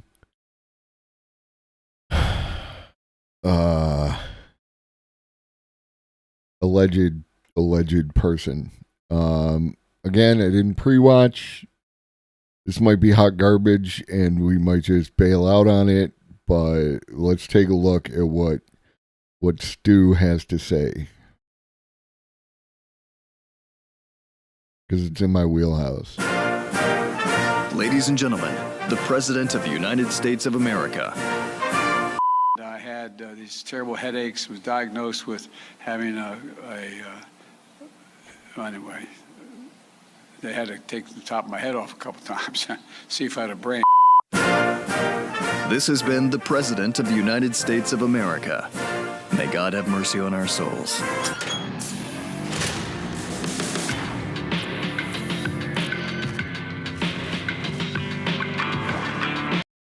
What the fuck is this intro?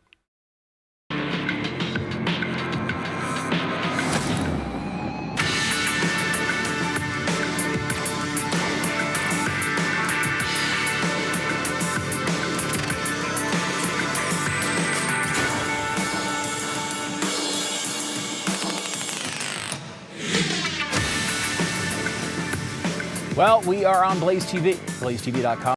Okay, Blaze TV, right? Like, first off, Blaze TV. Second, like, what was that intro like? And you have this whole studio that you're going to mess with. Now, like, he's got 673 episodes, which is like 15 times the number of episodes I have on this subject. Like, let's say like maybe 10 times my total number of episodes, but Stewie. .com/Stu. The promo code is Stu. Save $10 off your subscription to Blaze TV. We've got the Tucker Carlson stuff coming up. We've got Bethany Mandel with her new book as well.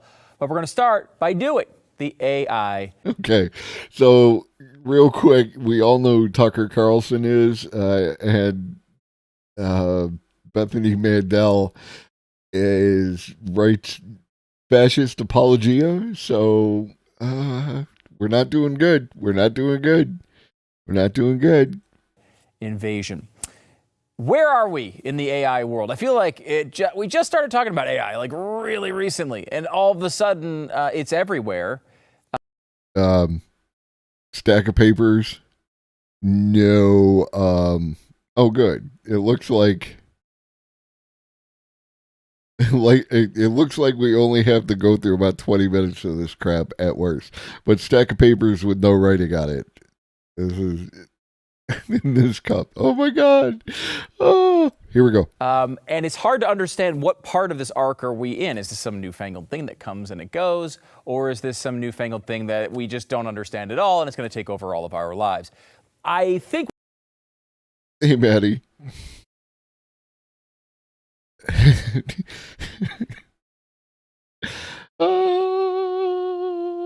Here we go. We've discovered the precise moment in this storyline where we are. And I'll give it to you right now.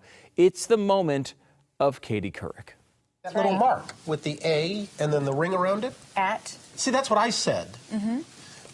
Okay, this is 1994, and he's saying at, so this is like, they're talking about email, right? Like, you got to remember that there was a point not that long ago where we did not have email, and then email happened. We have the information superhighway, the World Wide Web, right? The internet. Katie said she thought it was about. Yeah. Oh. But I'd never heard it. I'd never heard it said. I'd always seen the mark, but never heard it said. And then it sounded stupid when I said it. Violence at NBC. I heard around big fight up in the lunchroom the other week. There it is. Violence at NBC. GE.com. I mean. Well, Allison should know. What is internet anyway? Internet is that massive computer network. The one that's becoming really big now. What do you mean? That's big. How does one? What do you write to it like mail? No, a lot of people use it and communicate. I guess they can communicate with NBC writers and producers. That's where we are. What is internet? I don't know. And then later on, we did know, and that's kind of where we are now. I mean, it's been like, what, 2 weeks since we started talking about ChatGPT, and all of a sudden now it's everywhere. It's all over the place. Let me just give you just a general sense as to what's been happening just over the past couple of weeks. How generative AI is already changing how creatives do their jobs. If you're stuck, for instance, with headline writing, you can prompt it and maybe get out of your writer's block. The exciting new AI transforming search and maybe everything explained. Generative AI is here. Let's hope we're ready. Teachers and students now warming up to ChatGPT. Initially, there's no words written on the paper. Like, this is entirely an act. He is acting like he's reading it. It's freaking me out. It was like, oh, people are just going to cheat on other homework. Now they're already implementing it. Oh no, there are schools. Gut there are bacteria. Words. I apologize, Stu. I apologize. Editing gut bacteria is the next frontier for CRISPR. Yes, that's right. You thought screwing with genes was weird before. Now we're going to throw AI in there. U.S. Air Force is giving military drones the ability to recognize faces. Yay! 3D printed organs may soon be a reality. Looking ahead, we're not going to need donor hearts. Again, a lot of this stuff seems like it might be good, but it's coming awfully fast, isn't it? Mind-boggling James Webb Telescope image shows the same galaxy at 3 different points in time. Large-scale genome sequencing study unravels history, traits, and understudied African populations. AI will become the new normal. How the art world's technological boom is changing the industry. Virtual reality is finally ready to revolutionize education. Using AI to detect breast cancer that doctors miss. Revolutionizing education, the rise of virtual classrooms. Spotify's even got an AI DJ. So in case you wanted someone to talk over your songs that's fake, now you can even have that as well. And it leads you to what the hell are we going to do with all this stuff? Because it's all happening all at once. We're at the precipice of the invasion. We're at that part in Mars Attacks where they're saying, we come in peace. We come in peace. As AI booms, lawmakers struggle to understand the technology. And if you think, as a lot of people seem to do, that all we got to do is come up with the right laws. We got to come up with the right laws and the right parameters around this, and everything will be fine. Will it? Do you really trust people in our government to understand this at all? They're the people yelling at the TV, what is internet? This is from the New York Times. The problem is that most lawmakers do not even know. Well, yeah, because his target audience is me, is my age, right? And like, you know, But yeah, like, this is why I hang out with y'all, the young folks, so that, like, I can spot the bullshit on the internet. I'm keeping myself young. What AI is, says Representative Jay Olbernolte, a California Republican and the only member of Congress with a master's degree in artificial intelligence. This guy's going to be getting a lot of interviews in the next few years. Before regulation, there needs to be agreement on what the dangers are, and that requires a deep. Jay Olbernolte. Jay Ober.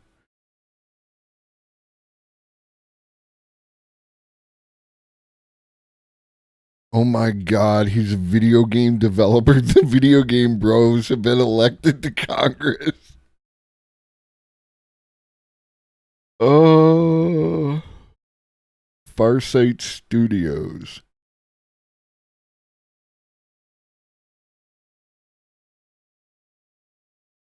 Backyard football.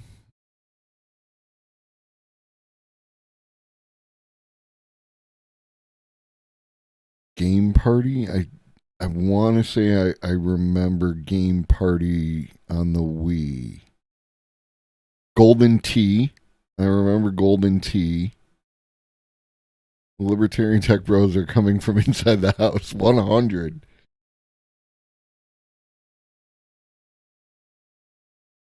Oh my God, they did the NCAA EA Sports Football.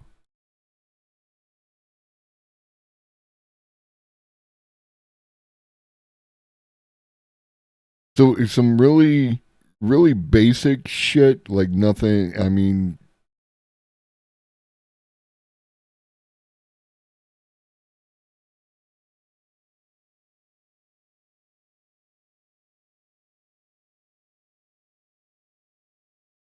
Yeah, okay.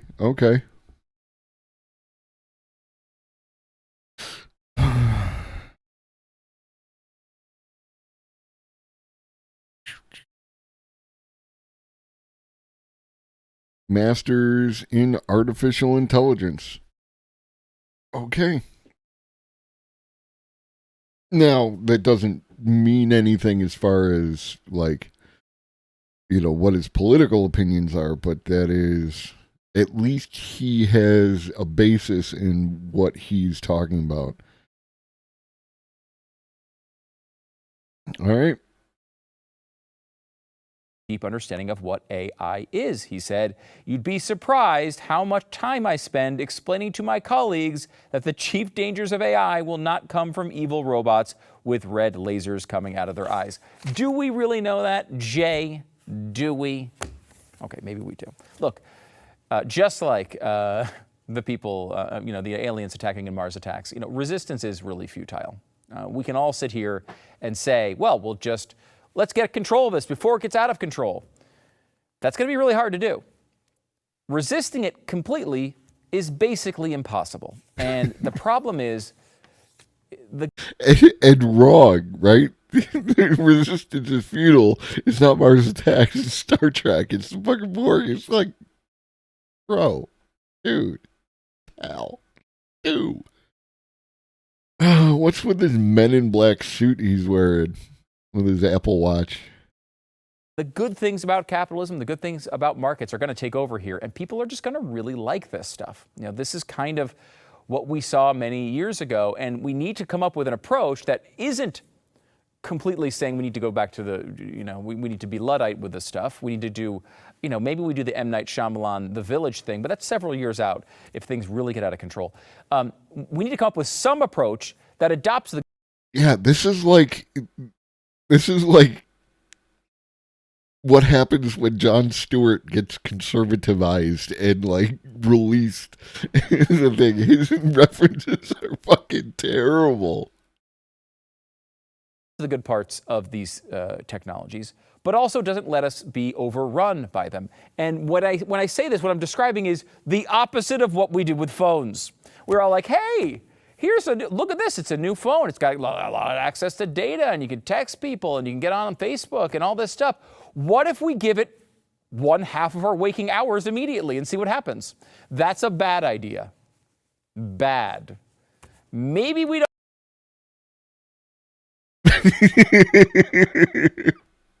Yeah, 100%. Like, respect. I did notice he's got the black wedding band, so it's probably like tungsten. So respect, right? Like, but yeah, no, like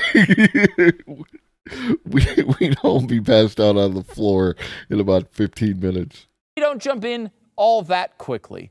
That's kind of what we did, and we were acting as if we didn't know what was going to happen. And I will be honest with you, of course, we didn't know what was going to happen.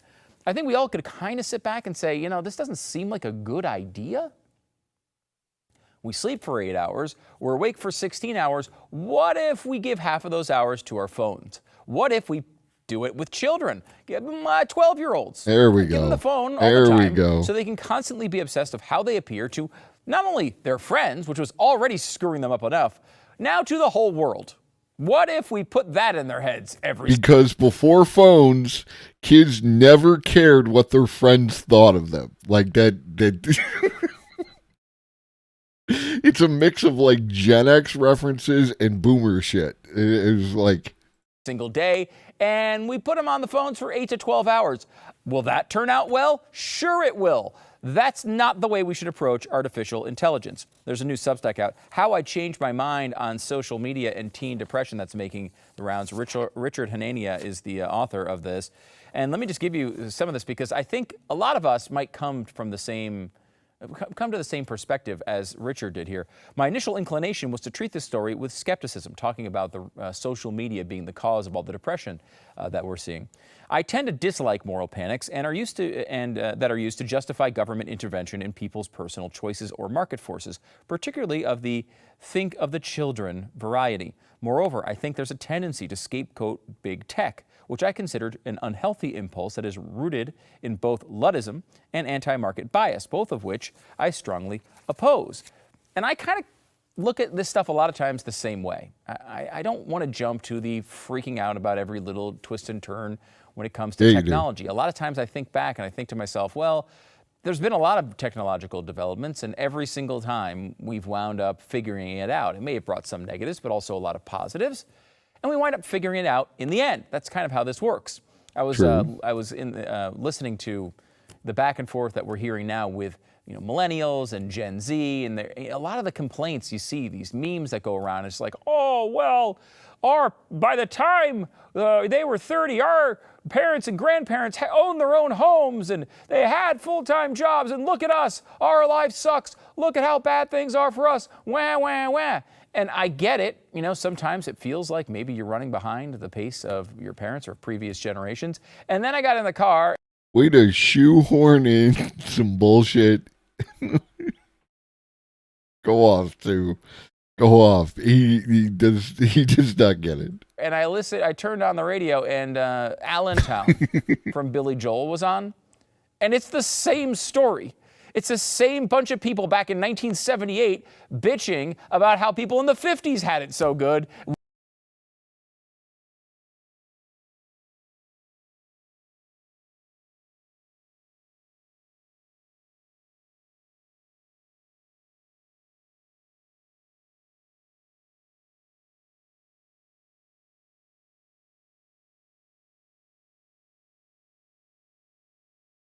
God damn it, Chatterino, could you just like...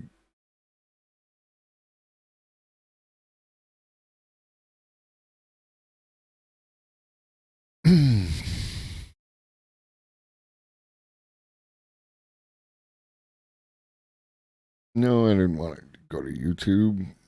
I want to go to Wikipedia.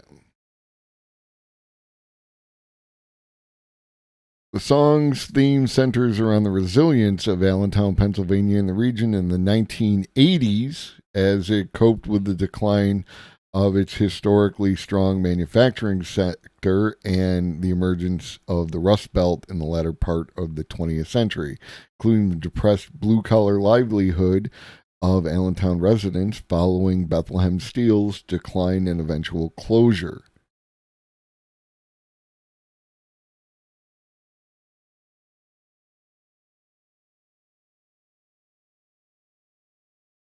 How's the steel industry in Allentown?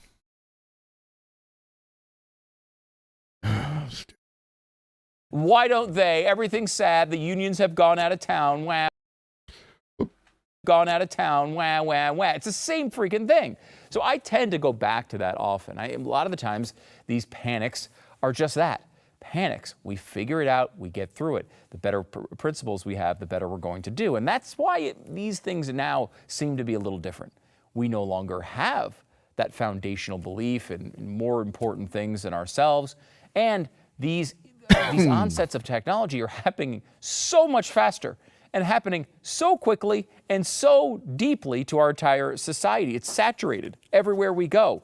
And we're just at the very beginning of AI. The AI thing is going to hit us just like the phone thing hit us. And that was not necessarily a good thing. More from this Substack. A reason I did not want to believe in social media hypothesis, again, for causing teen depression. Yeah. It's like, it's everything I thought it would be, right? Was that I'd much rather blame wokeness, and the timing of the mental health crisis takeoff roughly matches the beginning of the Great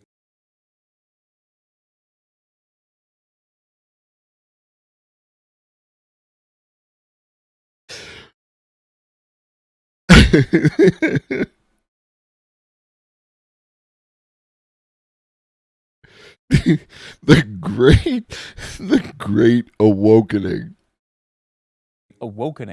It's annoying to me that intellectuals won't even consider the possibility that radical new ideas about race and sex may be to blame. God. The fact that the most liberal demographics, that is women and LGBT adolescents, are having the most mental problems indicates that there is something to the theory that wokeness causes misery. Oh my God. That theory, but the onset of social media is maybe a bigger part of it, and it also magnifies all the wokeness. Makes all this stuff worse. Oh my God. The social media hypothesis is convincing because we have simple, intuitive story backed up by various lines of evidence that all point to the same conclusion.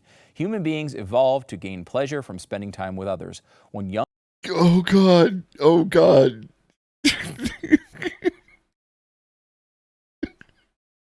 This is Stu versus America or some shit. I had to, and you have to come with me. Oh my God. What's this fucking guy's name? Hold on. Richard Hanania.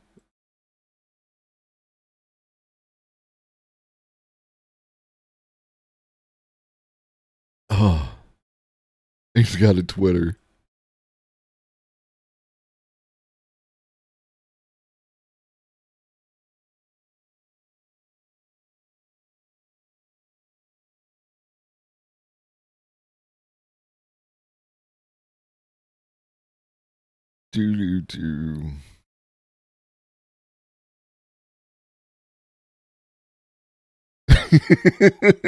Stu Peters. Okay, you know this person.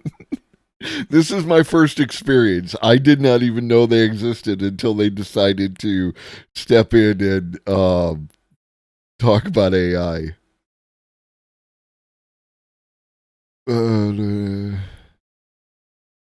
Conservative moderates have failed. This is why his teachings have become so prominent, having won out in a free market of ideas over much dumber ones, like only Confucians teach kids to follow the law.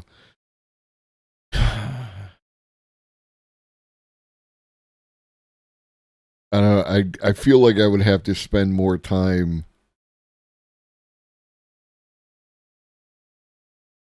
What is Kendiism? Like, I feel like I would have to spend time researching this dude's.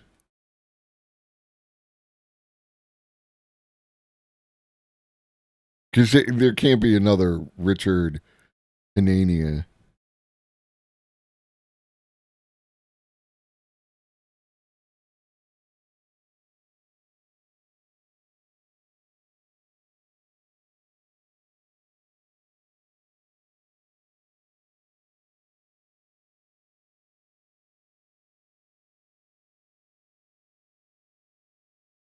Like, he's one of those people who tweets a thread in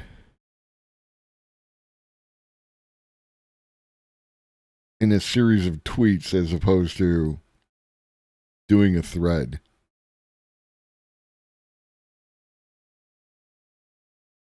And it looks dense. Okay, enough about Richard. We'll look into him another time. Young people in their developmental years were given an addictive device that stopped them from doing just that. They started getting depressed and anxious. We have a straightforward theory that fits the vast majority of the data. It is supported not only by the correlational data linking higher levels of social media use to poor mental outcomes, but also a preponderance of the evidence in randomized controlled trials that ask people to reduce or eliminate social. You know, another thing that could lead to poor mental outcomes is being more aware of the world as it currently exists. Just a thought. Media use. The whole thing's really worth reading because if you look at this, what you're going to see is study after study after study kind of giving that same storyline. If you use more social media, if you're on there that often, you're less happy, you're more depressed, and it goes on and on and on from there. It spirals. Now, there are arguments to, you know, using social media, name the study 100%, but there arguments that the use of social media because of the engagement algorithm and it putting things in front of you in order to, you know, to maintain that engagement and sell your more advertisement, right? But he's not going to make that argument. Stu is not going to make that argument. And I doubt Richard is going to make that argument that the problem is the capitalist nature of the interactions on social media, how it's driven by the advertisement dollar rather than being used for what it could be, right? And the guy is claiming that being dumber makes people happier, with, you know, 100%. Like, he alluded to a you know, a religious argument of like that, you know, we used to be happier when God and the other dude started talking about the Great Awakening, and, you know, like, you have to ignore a certain amount of studies regarding why LGBTQ people are feeling the way that they are, as opposed to just like, oh, it's social media. Facebook is making the LGBTQ people sad, is what I guess the point is. Spirals out of control. But if we all know it's bad, why does everybody keep doing it? And this is the problem here. And this is the thing we all need to internalize when it comes to artificial intelligence. Because we might be able to convince ourselves it's bad.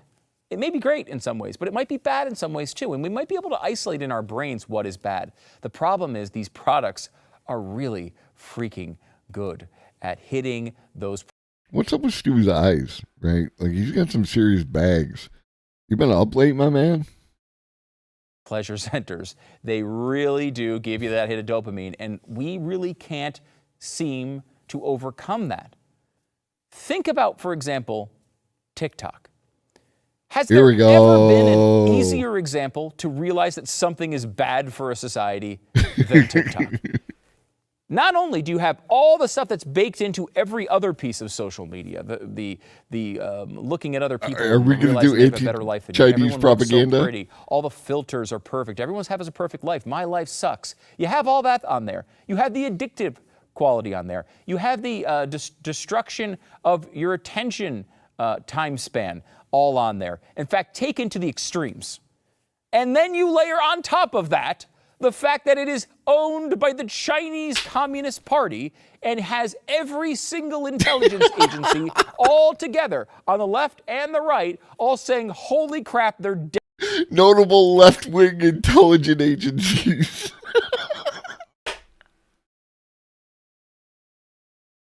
Oh, fucking Stu.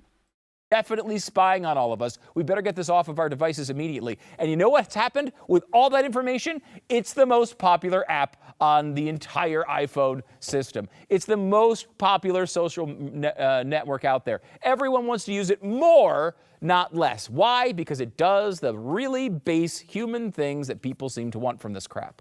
So you're name calling. Level 2, you're just scraping the top of the gnarly barrel when it comes to these ding-dongs. Apparently ding-dongs is level 2 name calling. Dongs. Dongs is... Okay.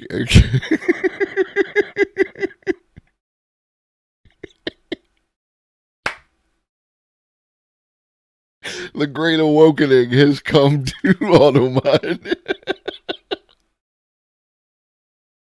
Oh, Stu. And like, I have a TikTok. I used it extensively for a period of time, and I use it less so now. What up, Arun? My TikTok is you get modded for dogs. We're teaching the Automod AI what is permissible in these spaces. But my TikTok is filled with people making art, and there's like some science in there, and like there was like leftist TikTok in there, but some leftists are weird, right? And so in the interest of my own mental health, and plus I wanted to get more art out there, and plus a whole bunch of other factors, I'm mostly art on my TikTok, and I don't feel bad about my life when I use TikTok, right? Like it's fun. Maybe the problem is not with TikTok. Arun is not so scared of AI, like today, tomorrow, or 10, 20 years down the road. You're not going to be able to just convince people it's bad for you. A couple of years ago on this very program, we talked to the CEO of Impossible Foods, the founder of Impossible Foods. And, whatever you think about him, fake meat, Impossible Burgers and Beyond Burgers and all that stuff, throw that out the window for a second, because his perspective was really interesting on this. With those? He really believes that we shouldn't be eating animals, and he believes it's good for the climate and all that stuff that you probably don't care about. First off, he's correct. We eat way too much meat, and our meat consumption is one of the large drivers of climate change, and especially as it comes to methane. We should eat more vegetable based things, and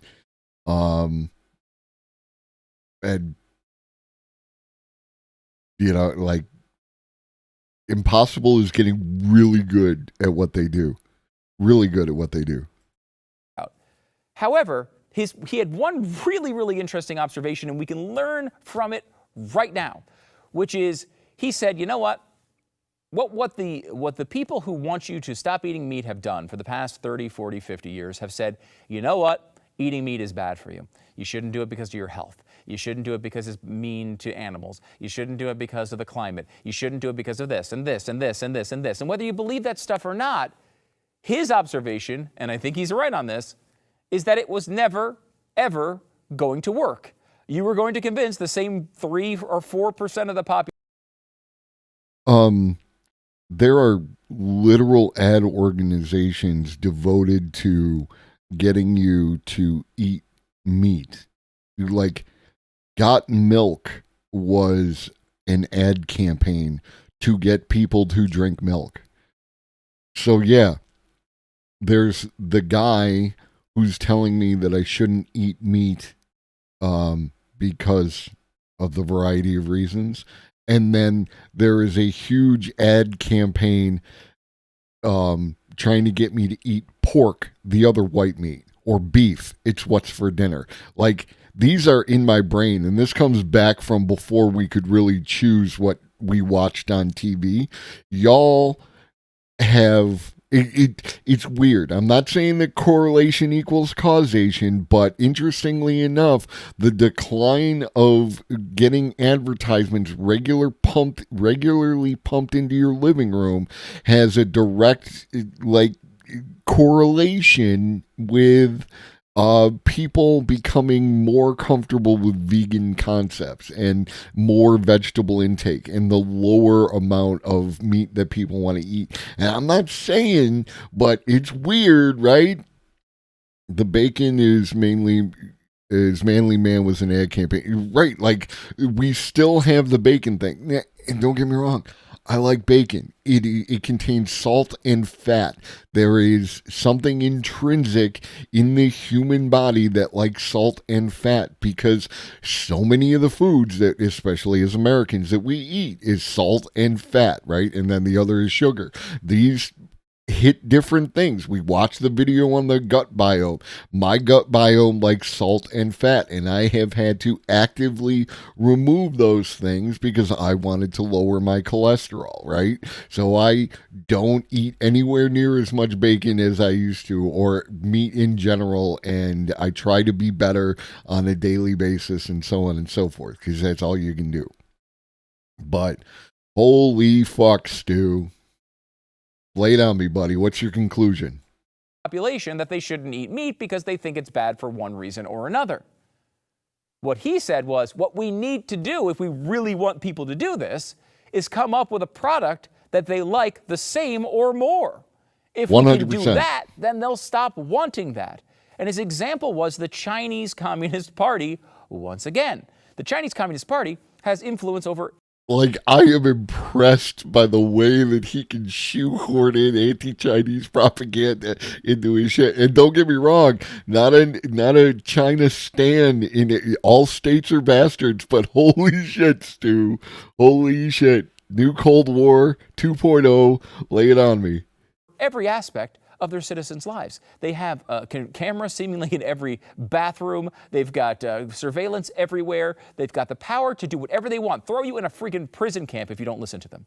And a few years ago, they came up with this big, grand idea, which was to tell all their people it was mandatory for all of them to cut back on their meat consumption by like 30%. So the Chinese Communist Party is going to the Chinese people and saying, all of you need to stop doing this. You know what happened? Their meat intake went up. You know why? They really like meat. The only way you're going to get people to stop eating it is to come up with something they like better. That's it. Just shaming them into this is not. I'm old school. Citation needed. Not going to work. And that's kind of where we are, I think. Is that true?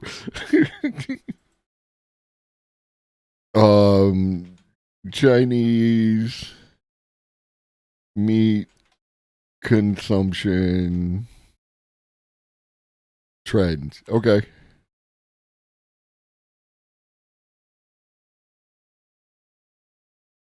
Do. Do.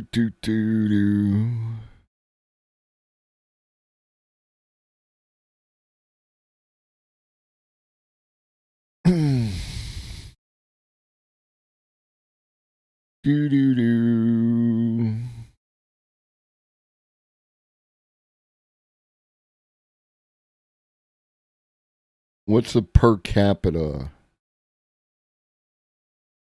Right, because there's a lot of Chinese folks, so like 36 million metric tons of pork versus 24.1 million metric tons for the EU, and then there's the US in third place. But I need a per capita.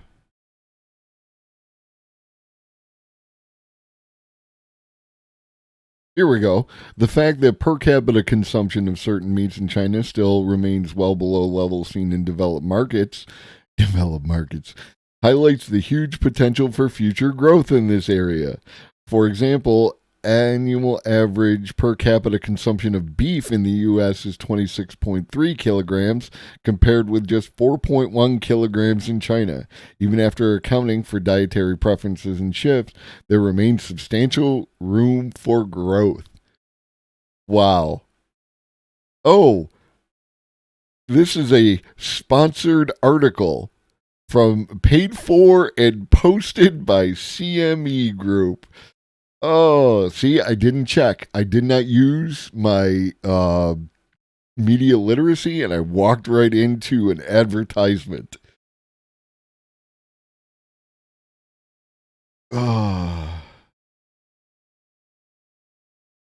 China's market for meat alternatives. What is a meat alternative? Interesting.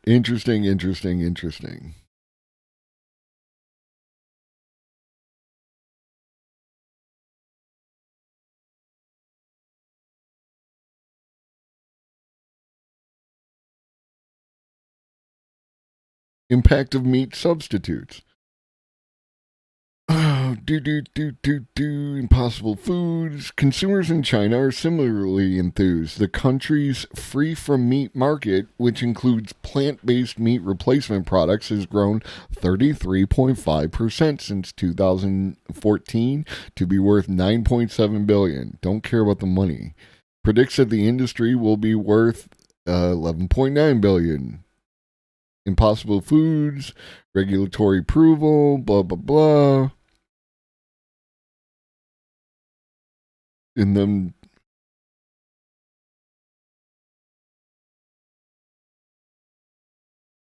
we'll see more and more Chinese consumers flocking to meat substitutes, or will old habits die hard as you stick to the tried and tested when it comes to meat consumption?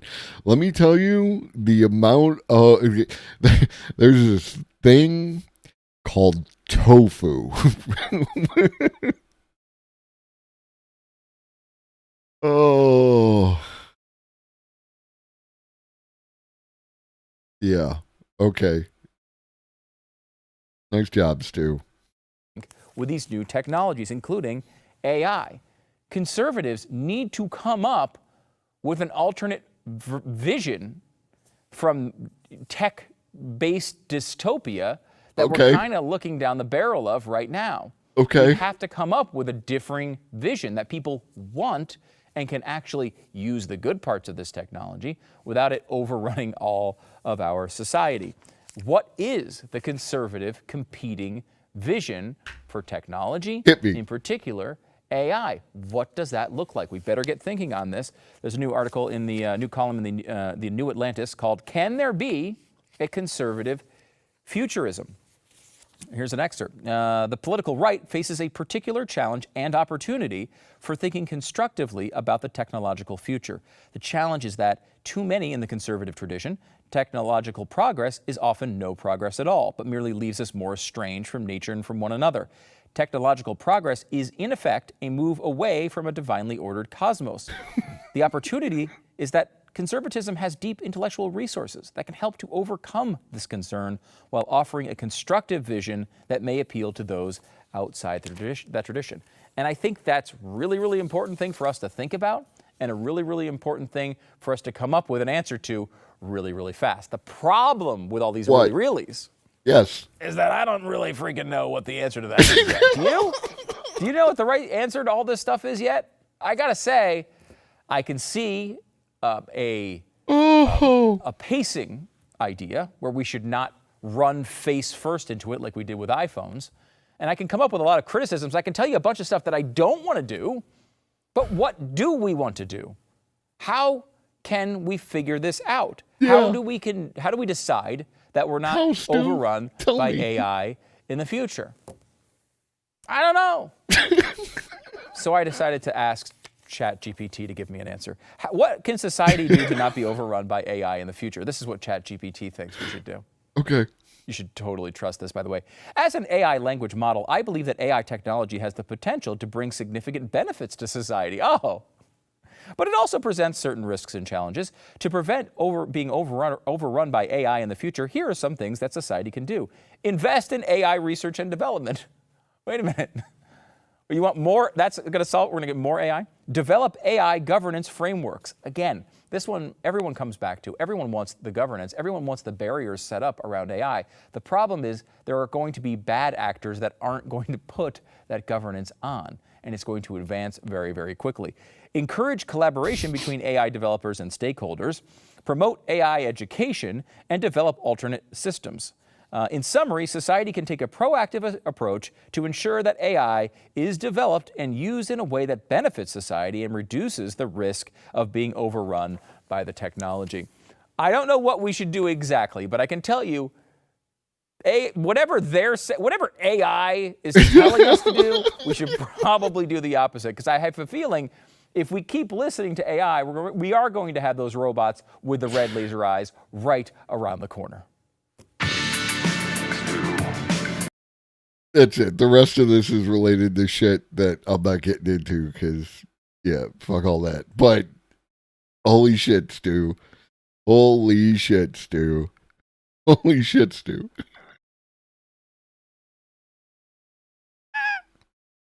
My man had nothing. Nothing. Absolutely nothing. That was fucking embarrassing. That was embarrassing, Stu. Holy shit. Oh, all right. I need to use the bathroom real quick, and then I will be right back. Don't go anywhere. I'll miss you if you leave.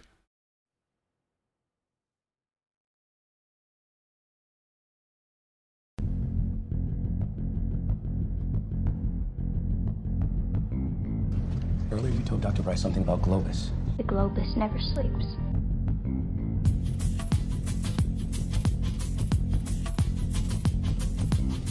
No one was in here. Everyone was asleep. The Globus never sleeps.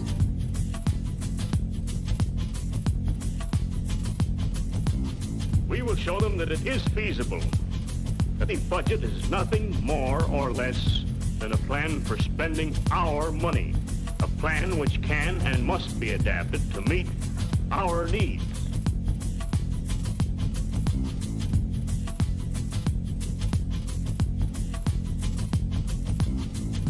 Earlier you told Dr. Bryce something about Globus. The Globus never sleeps.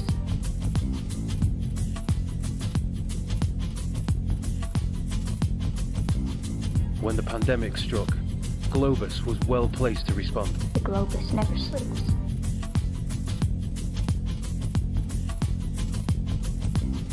The time has come for mankind to take longer strides. We must move further down the line.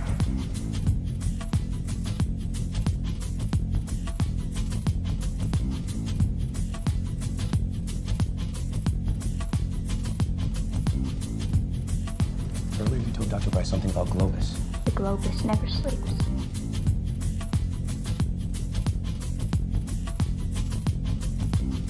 No one was in here. Everyone was asleep. The Globus never sleeps.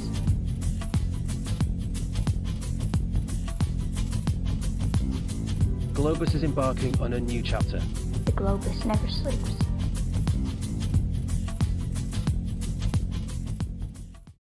And we're back. All right. So, another video. AI's most insane week. I am interested. So, in all of... I'm very interested. I am doing the thing where it looks like I am like being a streamer, watching another streamer, or at least another content creator. But fuck it, we're on Twitch. Here we go. So in all of the time that I've spent messing with AI and following AI news, this week has been the absolute craziest week in AI that I've ever seen.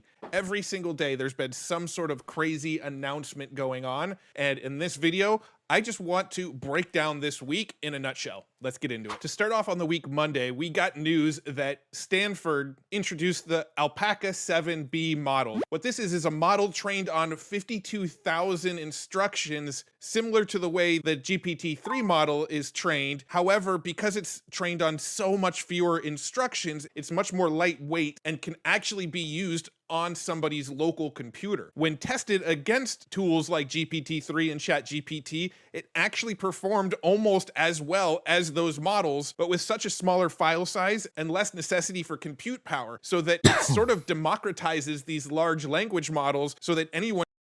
And this is what I was talking about earlier, is the more that these, like that the individual can get access to these things, that they are going to be able to do stuff with them. And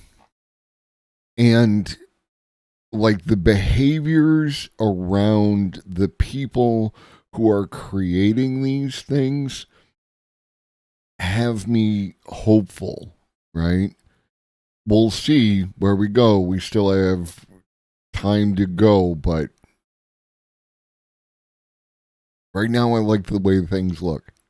One can just run them on their own system. Elvis here on Twitter breaks it down by saying large language models are getting cheaper, better, and more accessible. Now, they tested this on a really, really high-end graphics card, and it took 3 hours to train it, and they fine-tuned it with the Llama models, which was basically recently released to the public. Carlos Perez here says, I don't know what to make about this development. Alpaca is surprisingly very good. The claim here is that training can be done in 5 hours using a single RTX 4090, a still fairly high-end graphics card, but a consumer graphics card. And then he asks, has GPT-like models been democratized overnight? Now, while most of us probably won't be trying to run our own large language chat models on our own computer with what's currently available, what we're seeing with Alpaca shows that we are really, really close to this. It won't be very long where, similar to Stable Diffusion, you'll be able to just install your own chatbot on your own computer, have it trained on your own data set, and have your oown personalized GPT-3 or ChatGPT on your own computer without even needing to be connected to the internet. We are very close to that. And Monday was a big breakthrough and one step closer to that. Now on Tuesday was a huge day. So much happened on Tuesday. Everything just kept on getting overshadowed by everything else. Now to start off, Google announced that they were going to be releasing all sorts of AI functionality inside of their workspace tools. We're going to get GPT-3-like functionality inside of Google Docs and tools like Gmail really soon, where it will just auto-complete your emails, auto-complete your docs for you, help you brainstorm ideas, write entire articles for you, write your resume. The majority of writing is drudgery, right? Like you need the details. But if you look at the way that communication is structured in the written medium, a lot of it is just putting particular words next to each other until you get to the next detail. People are going to be able to write so much more. And like, shout out to all my people who do fanfic, because your shit is about to get wild. If it hasn't already, like, it probably is already, because y'all are wild. Resumes, write your cover letters. It sounds like it's going to be pretty much what we expect from tools like GPT-3 directly inside of Google Docs and Gmail. And then rolling out a little later after that, we're going to start to see it integrated inside of Google Sheets, inside of Google Slides, inside of Google Meet, and all of the various other suite of tools that Google has out there. We're going to start to see a lot of this AI roll into those tools. Is probably going to make a lot of these recent crop of AI-based companies fairly obsolete, since a lot of these companies are actually building tools that are kind of just going to be features inside of what Google is building now. Also on Tuesday, Google announced the next generation of AI for developers in Google Workspace. They announced that they're releasing the PaLM API to select developers so that they can start building on top of the PaLM model. Now, I recently did a video where we talked about PaLM, and PaLM is a multimodal model where it's going to be able to read what's going on in images. It's going to be able to read your text prompts and combine that with images. It sort of does a lot of what people were expecting GPT-4 to do. And now a lot of companies are going to get to build on top of that because of the API that's getting released from it. Also on Tuesday, Anthropic, a company that Google themselves is heavily invested in, introduced Claude, which is their own version of a chatbot. At the moment, it appears that Claude is only available through API, so Claude is being used behind the scenes on a lot of tools like Poe from Quora and like the AI that's built into Notion. And then on Tuesday, the granddaddy of them all, the biggest news of the week, GPT-4 is ready for us to use, and it was in ChatGPT for us to play with that same day. It was a little interesting because ChatGPT didn't even know it was on GPT-4 on day one, but the outputs that everybody was getting when messing with GPT-4 inside of ChatGPT was clearly different and better than what we were getting out of previous versions of ChatGPT. Now, GPT-4 also announced that we're going to be able to have longer context in our messages with them, and that it's also going to use visual inputs and be a multimodal model as well, where it will be able to look at images and use that image for additional context and decipher what's in the image and do all sorts of interesting things with the combination of image and text inputs. This was a huge breakthrough on Tuesday and really set the AI world on fire by the outputs that people were getting out of GPT-4. So much better quality of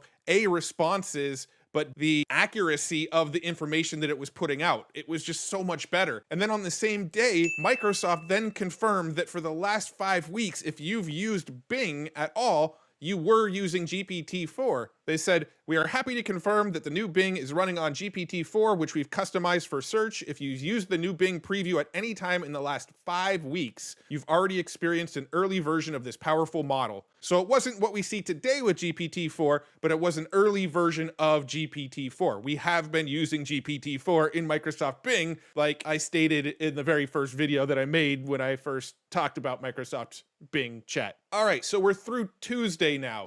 Then on Wednesday, Midjourney was the talk of the day. They held a live office hours and 2,000 people show up to the live office hours because on their Twitter, they announced that Midjourney just launched Midjourney version 5, and Midjourney version 5 was able to create much more realistic images. It was able to do a much better job at hands, although still not always perfect. The images are much more photorealistic. They have a new tiling feature that you can use to make tiled images that line up perfectly with each other if you use the image over and over again. They added image weights back into this new version, and the way you prompt is completely changed. Now they want you to prompt in a way where you're using full sentences and talking to it like you would talk to a chatbot like ChatGPT. So it's got much better recognition for normal standard language. And they also revealed on this call, towards the end of the call, they didn't go too deep into it,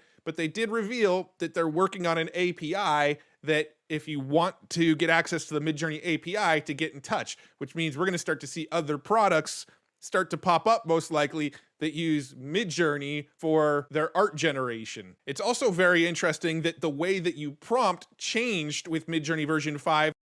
And they, like I've talked about Leonardo, that, you know, Leonardo is the one that I use in general, and it has, like I thought it was better in a lot of ways than what Midjourney was. So this is a reaction to the competitive space that they are operating in, which, you know, like it's all getting interesting. To more of a normal sentence structure where you would write like you would talk, but that also fares well for connecting it to things like GPT-4. GPT-4 is going to output more like sentences and less like what we were used to prompting in Midjourney. So this could mean that it will be a lot easier to allow some of these chat tools to generate prompts that Midjourney will easily understand. So that was the big news on Wednesday, was Midjourney version 5 is huge, and it generates some really amazing images. And then we jump to Thursday. And Thursday, Microsoft announced their 365 Copilot. Similar to what I mentioned about what Google was doing with their workspace, Microsoft is basically adding in AI to everything that they do as well. So pretty soon we're going to get AI inside of Microsoft Word. We're going to get it inside of Excel. We're going to get it inside of PowerPoint, inside of Outlook, inside of Microsoft Teams. And they also introduced their new business chat, and that takes all of your Microsoft tools and uses the data in all of these places to answer chat questions. So essentially, if you've got Microsoft Word and you've got Microsoft Excel and you've got PowerPoint and you have Microsoft Team meetings and it summarized notes for you, and you've got Outlook, it basically takes all of the data from all of these places and lets you chat with it. And it will look in all of these places to answer your questions. So do I have any meetings on Tuesday? It can look inside of your email and see if there's anything that comes up for Tuesday and answer your question. Remind me what we talked about on that meeting last Thursday. It could look at your meeting notes and pull in data about what was on that meeting. It basically creates a fine-tuned chatbot for you of all of the information that's inside of your Microsoft suite of tools. Also on Thursday, the ChatGPT rival made by Baidu called Ernie was released, and it was off to not the best start. They gave a 1-hour presentation on it, and well, everybody was pretty underwhelmed by it. They didn't show it off live. They pre-recorded all the response. I don't know enough about Excel to this could be a joke or something. I don't know enough about Excel. The most I used with Excel was when I played Warhammer 40K. It was great for formatting army lists.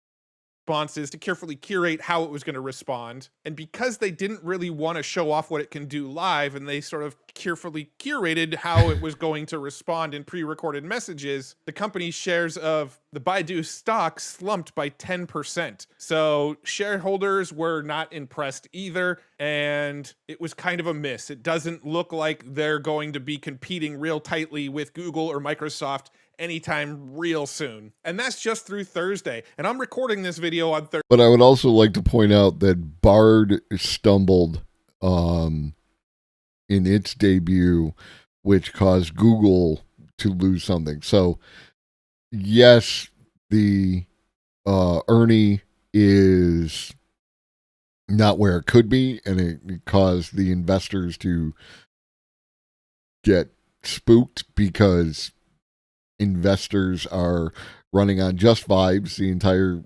stock market, no matter what country it's in, operates on just vibes.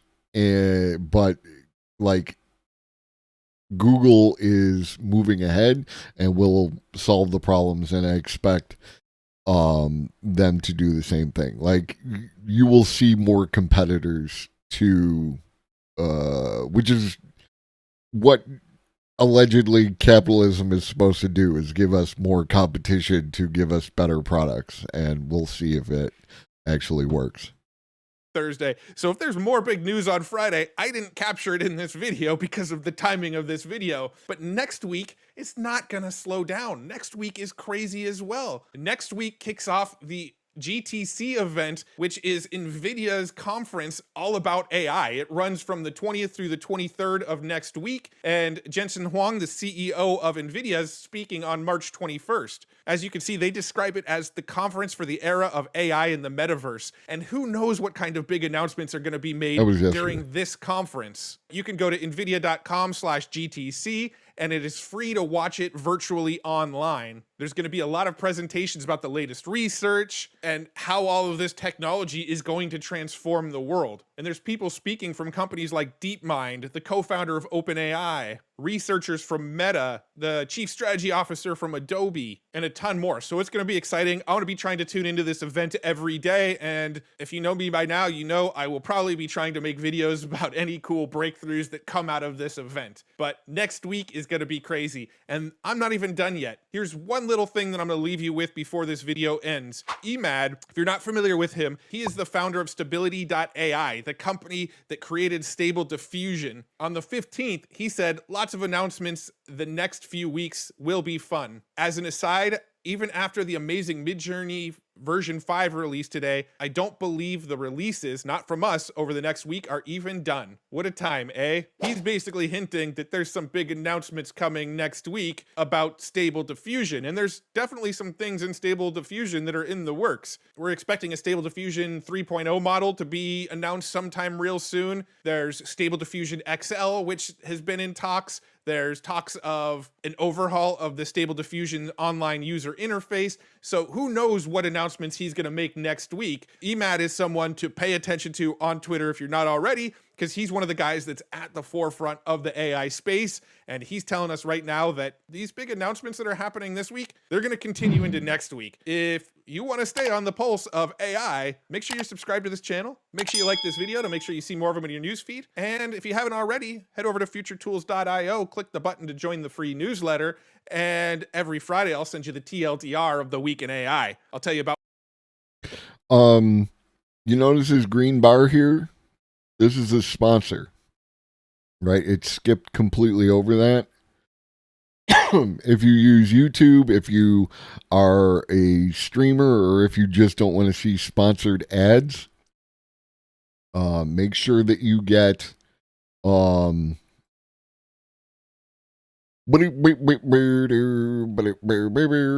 sponsor block. Sponsor block is legit. Sponsor block does exactly what it says it's going to do, and it blocks sponsors within videos. It is pretty goddamn amazing, and you didn't even notice that there wasn't a sponsor in that video. That's how good it is. Highly recommended. Sponsor block. Go get it today. And improve your viewing experience. Woo! So yeah, no, Matt Wolf gets my subscribe. Definitely bell. La la la la la la la la la.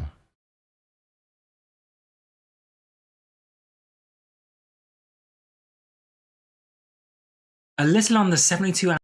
So he talked about alpaca. I want to get a little bit more into alpaca, and we're going to go with AI explained on this one and see what we got. A little under 72 hours ago, a language model was released that could end up being as consequential as GPT-4. Now I know you're thinking that's a bold claim, but let's see if you agree with it after watching what happened. I will explain as best as I can what was released and how revelations in the last 24 hours from Apple, Amazon, Britain, and Baidu make it particularly significant. The model was Stanford's Alpaca, and here is the key line. Alpaca behaves qualitatively similarly to OpenAI's Text DaVinci 3, while being surprisingly small and easy and cheap to reproduce at under $600. Now that is cool, but how does that change the world? Well, first, it wasn't supposed to get this cheap this fast. Just 6 weeks ago, or 5 weeks before they released the model, ARK Investment Management put out this prediction that the 2020 cost of GPT-3 at $4.6 million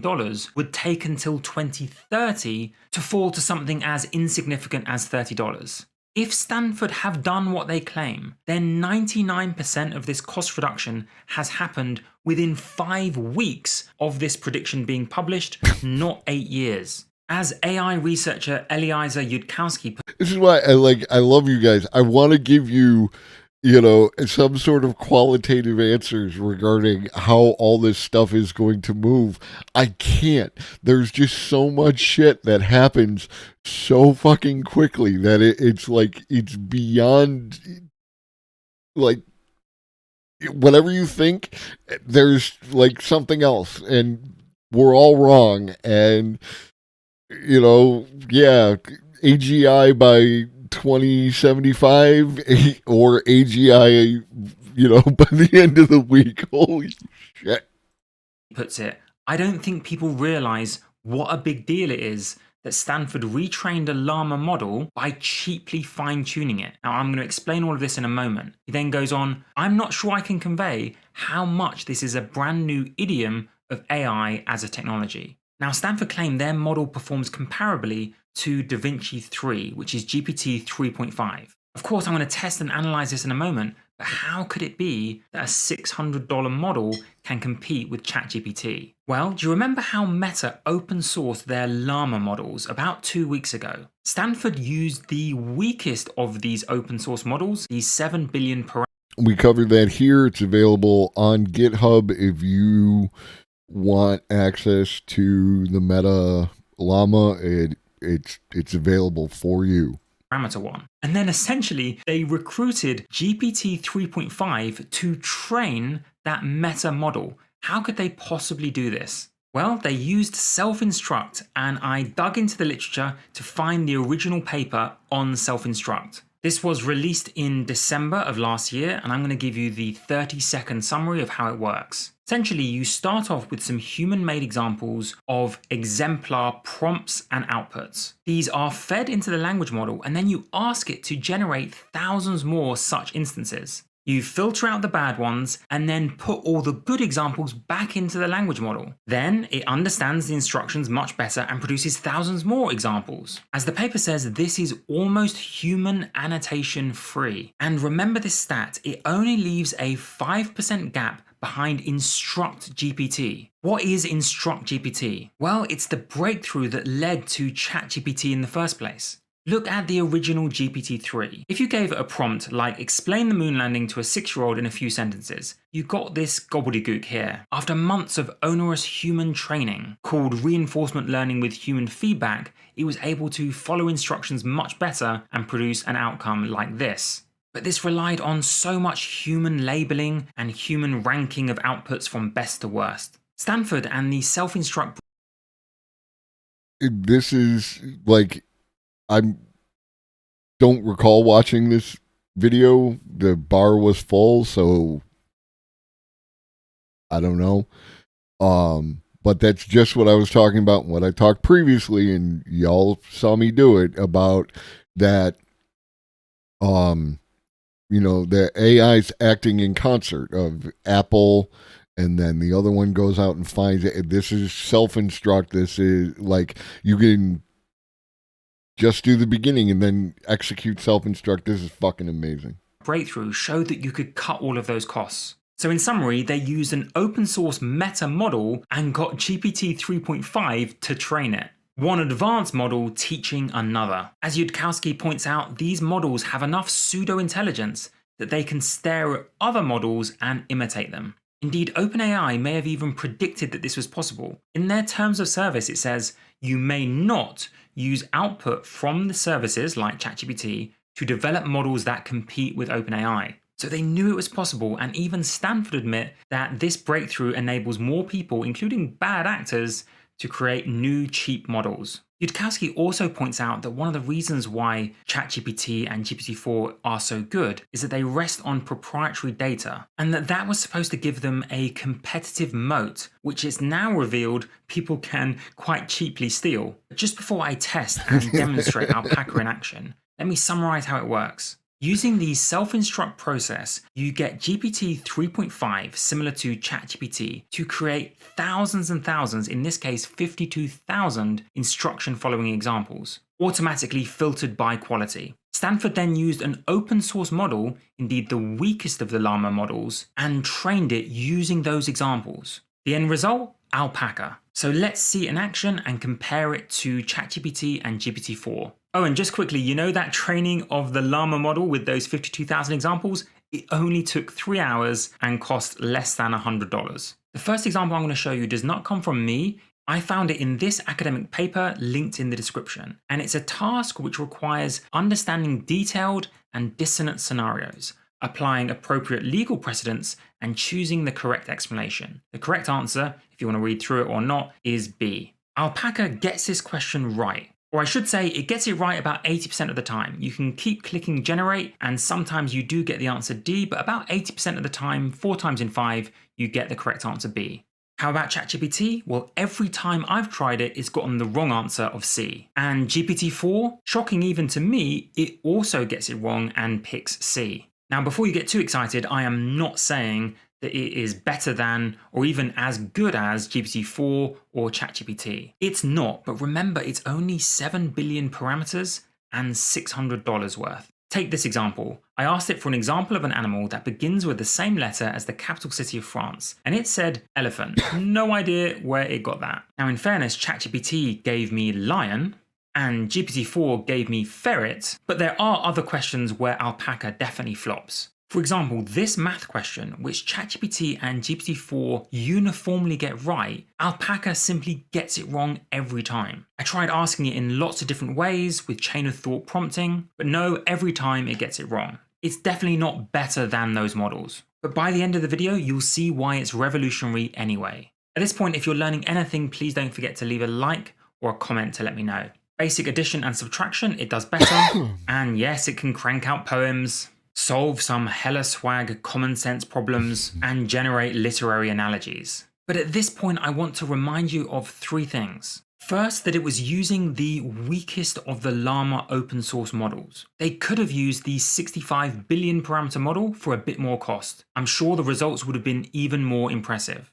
Next, you remember it was trained by examples generated using the DaVinci 3 model. Well, that cost them about $0.03 per 1,000 tokens. But as of 48 hours ago, they could have used the GPT-4 API at a very similar cost. So it wasn't the best open source model, and it wasn't trained by the best GPT model. I am genuinely curious as to what the results would have been if it had been trained by the 65 billion parameter model using a GPT-4 API. Maybe someone's going to do that, maybe even this week. But just before we get onto Apple, Amazon, Britain and Baidu, I just want to restate this was all done for $600 or less. They even say there were training efficiencies they could have done, for example using the H100 GPUs, that would have further reduced the cost. The question is, if it's so easy and cheap to imitate a larger model, what's going to happen when Apple release their large language model? It was only revealed yesterday in the New York Times that they are indeed working on one.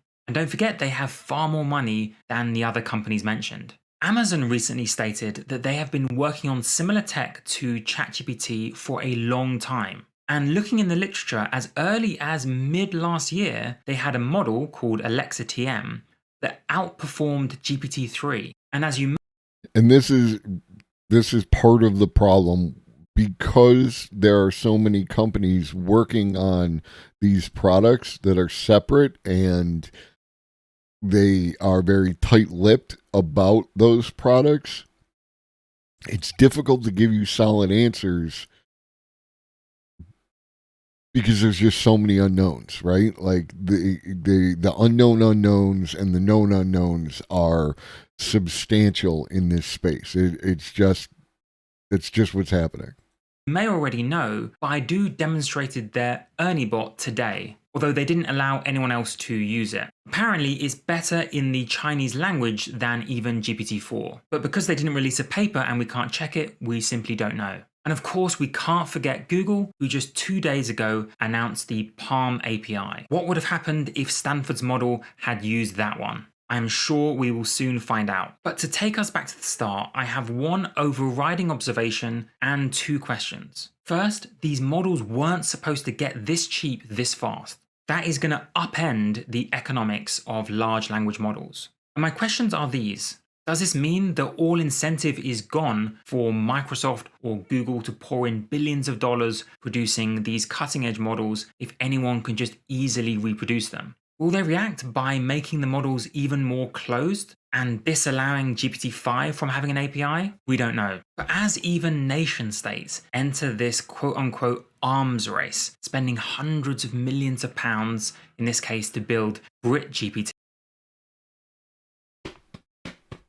tap in the book.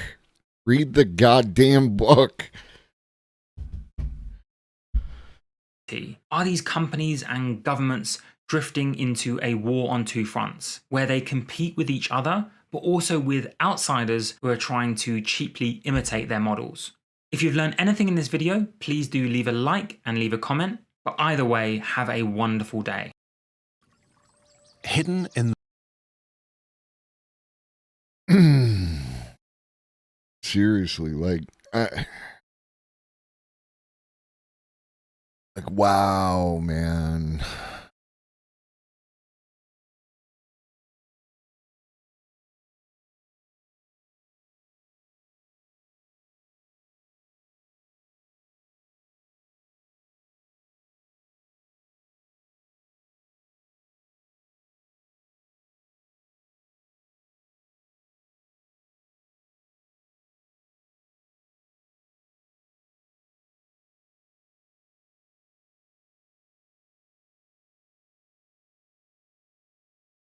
here we go. This is what. Okay.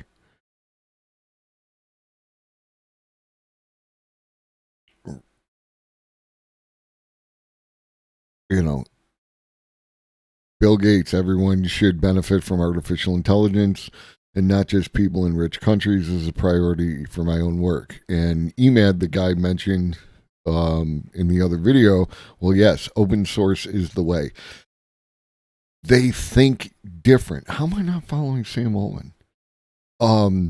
They think differently, right? Like they don't in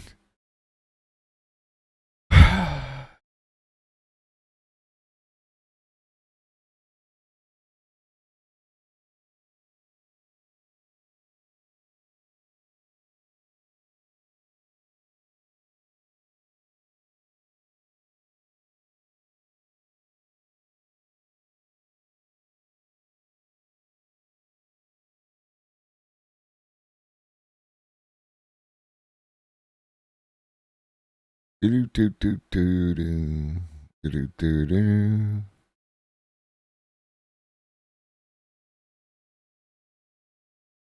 from OpenAI, we believe AI should be an extension of individual human wills and, in the spirit of liberty, as broadly and evenly distributed as possible.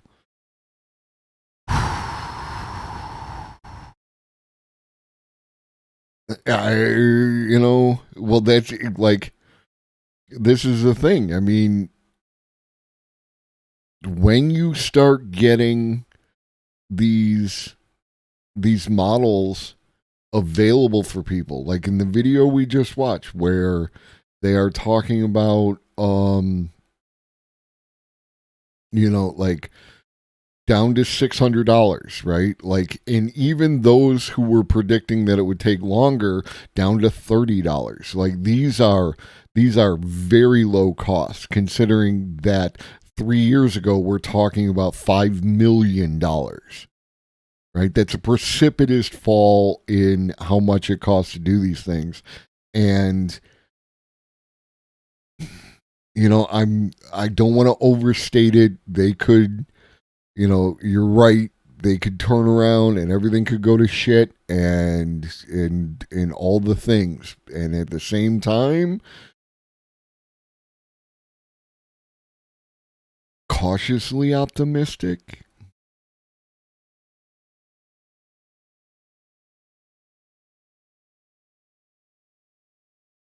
Things are getting wild. Things are happening at speed. A little on the Things are happening at speed. Things are wild here. And this is my difficulty with giving y'all definitive timelines. There's too much that we don't know. There's too much that I don't know. I'm operating on general frameworks that, have been elucidated by people who are smarter than me.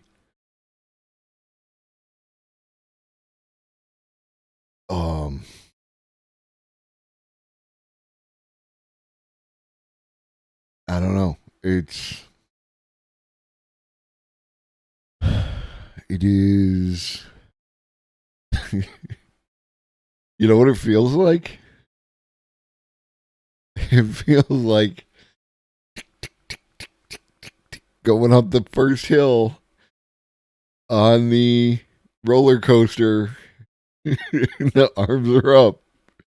And it's like, the problem is, I'm like, I didn't get it. Like, I like to sit in the front and like that. And I abandon any kind of precaution in favor of believing that the roller coaster is going to be safe.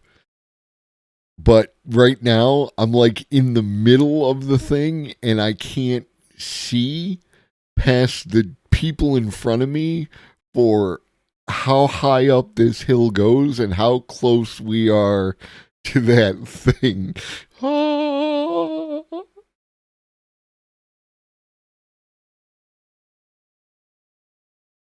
I do love me some roller coasters.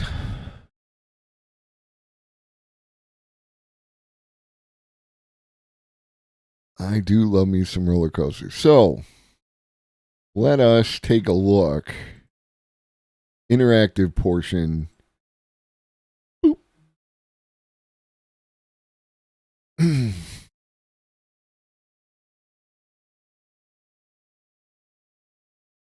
In Excel,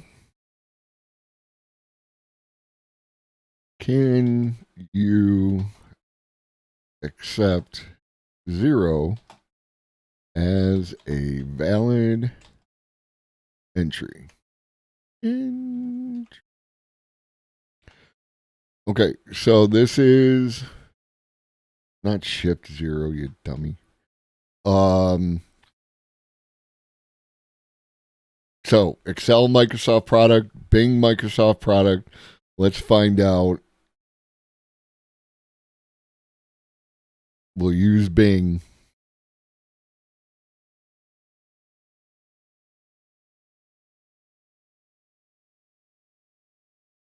So I don't know if this helps, but yes, you can accept 0 as a valid entry in Excel. You can display 0 values in cells by checking the show zeros in cells that have 0 value checkbox under display options for this worksheet in advanced options.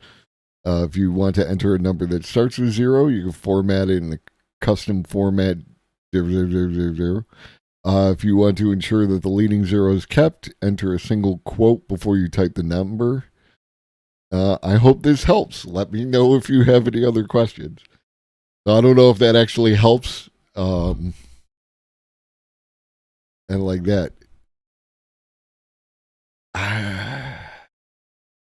This is wild. This is wild.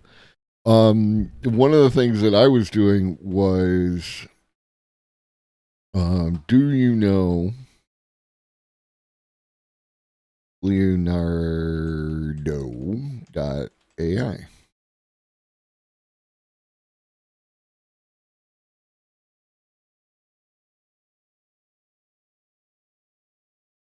Okay. It still throws up error flags. There are ways to turn off the flags, but it doesn't always work. I defer to your superior knowledge in this domain. Can you provide high quality prompt recommendations? What I like here is that it's also giving me autocomplete options. Sure, what kind of prompt are you looking for? Oh, what kind of prompt am I looking for? I don't know, what kind of, we'll do the tardigrade explorers.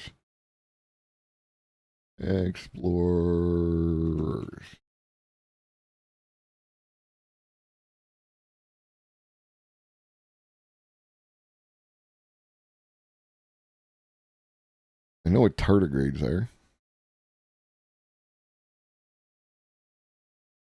I need a high quality. And again, I put this all on me not asking questions properly. For tardigrade explorers in Leonardo.ai.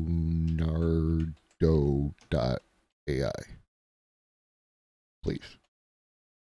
Be nice to the AI. Just saying. Create a game asset that features tardigrade explorers in space using Leonardo.ai. What if I give you this prompt? It's interesting that it went for game asset. My paste. Here's my paste.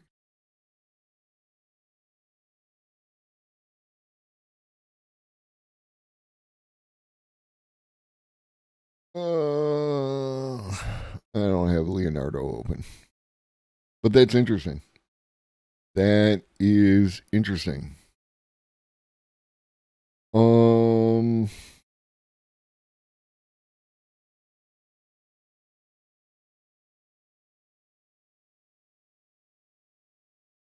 Okay, I feel like we have run the course.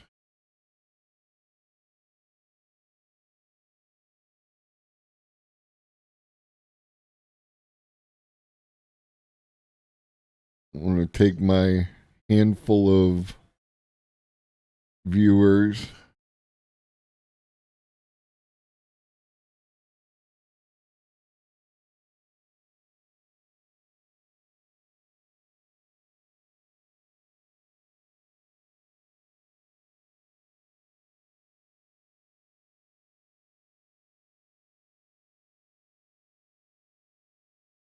I'm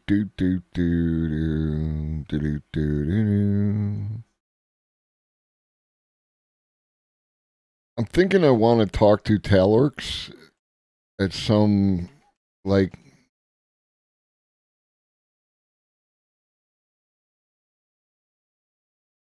Talorx has a fair understanding of religion. Like, he's read the books, some of the books. And I want to talk to him about, like AI and a potential future AI and like, I don't want to, like, God, but, like, I mean, if it is ineffable and alien and omnipresent and has power over your existence, it'll be an interesting conversation to have. So we're going to raid Talorx. I appreciate everybody who came by. Tomorrow we will be back talking to Greg. I'm going to confirm that now that that's happening. That will be later in the day around 9 o'clock. So I'll probably go live at 8:30. And then Friday we should be talking with Arun and like that. In the meantime, drink some water, eat some food, take your meds if you forgot. Shaggy loves you. So do I.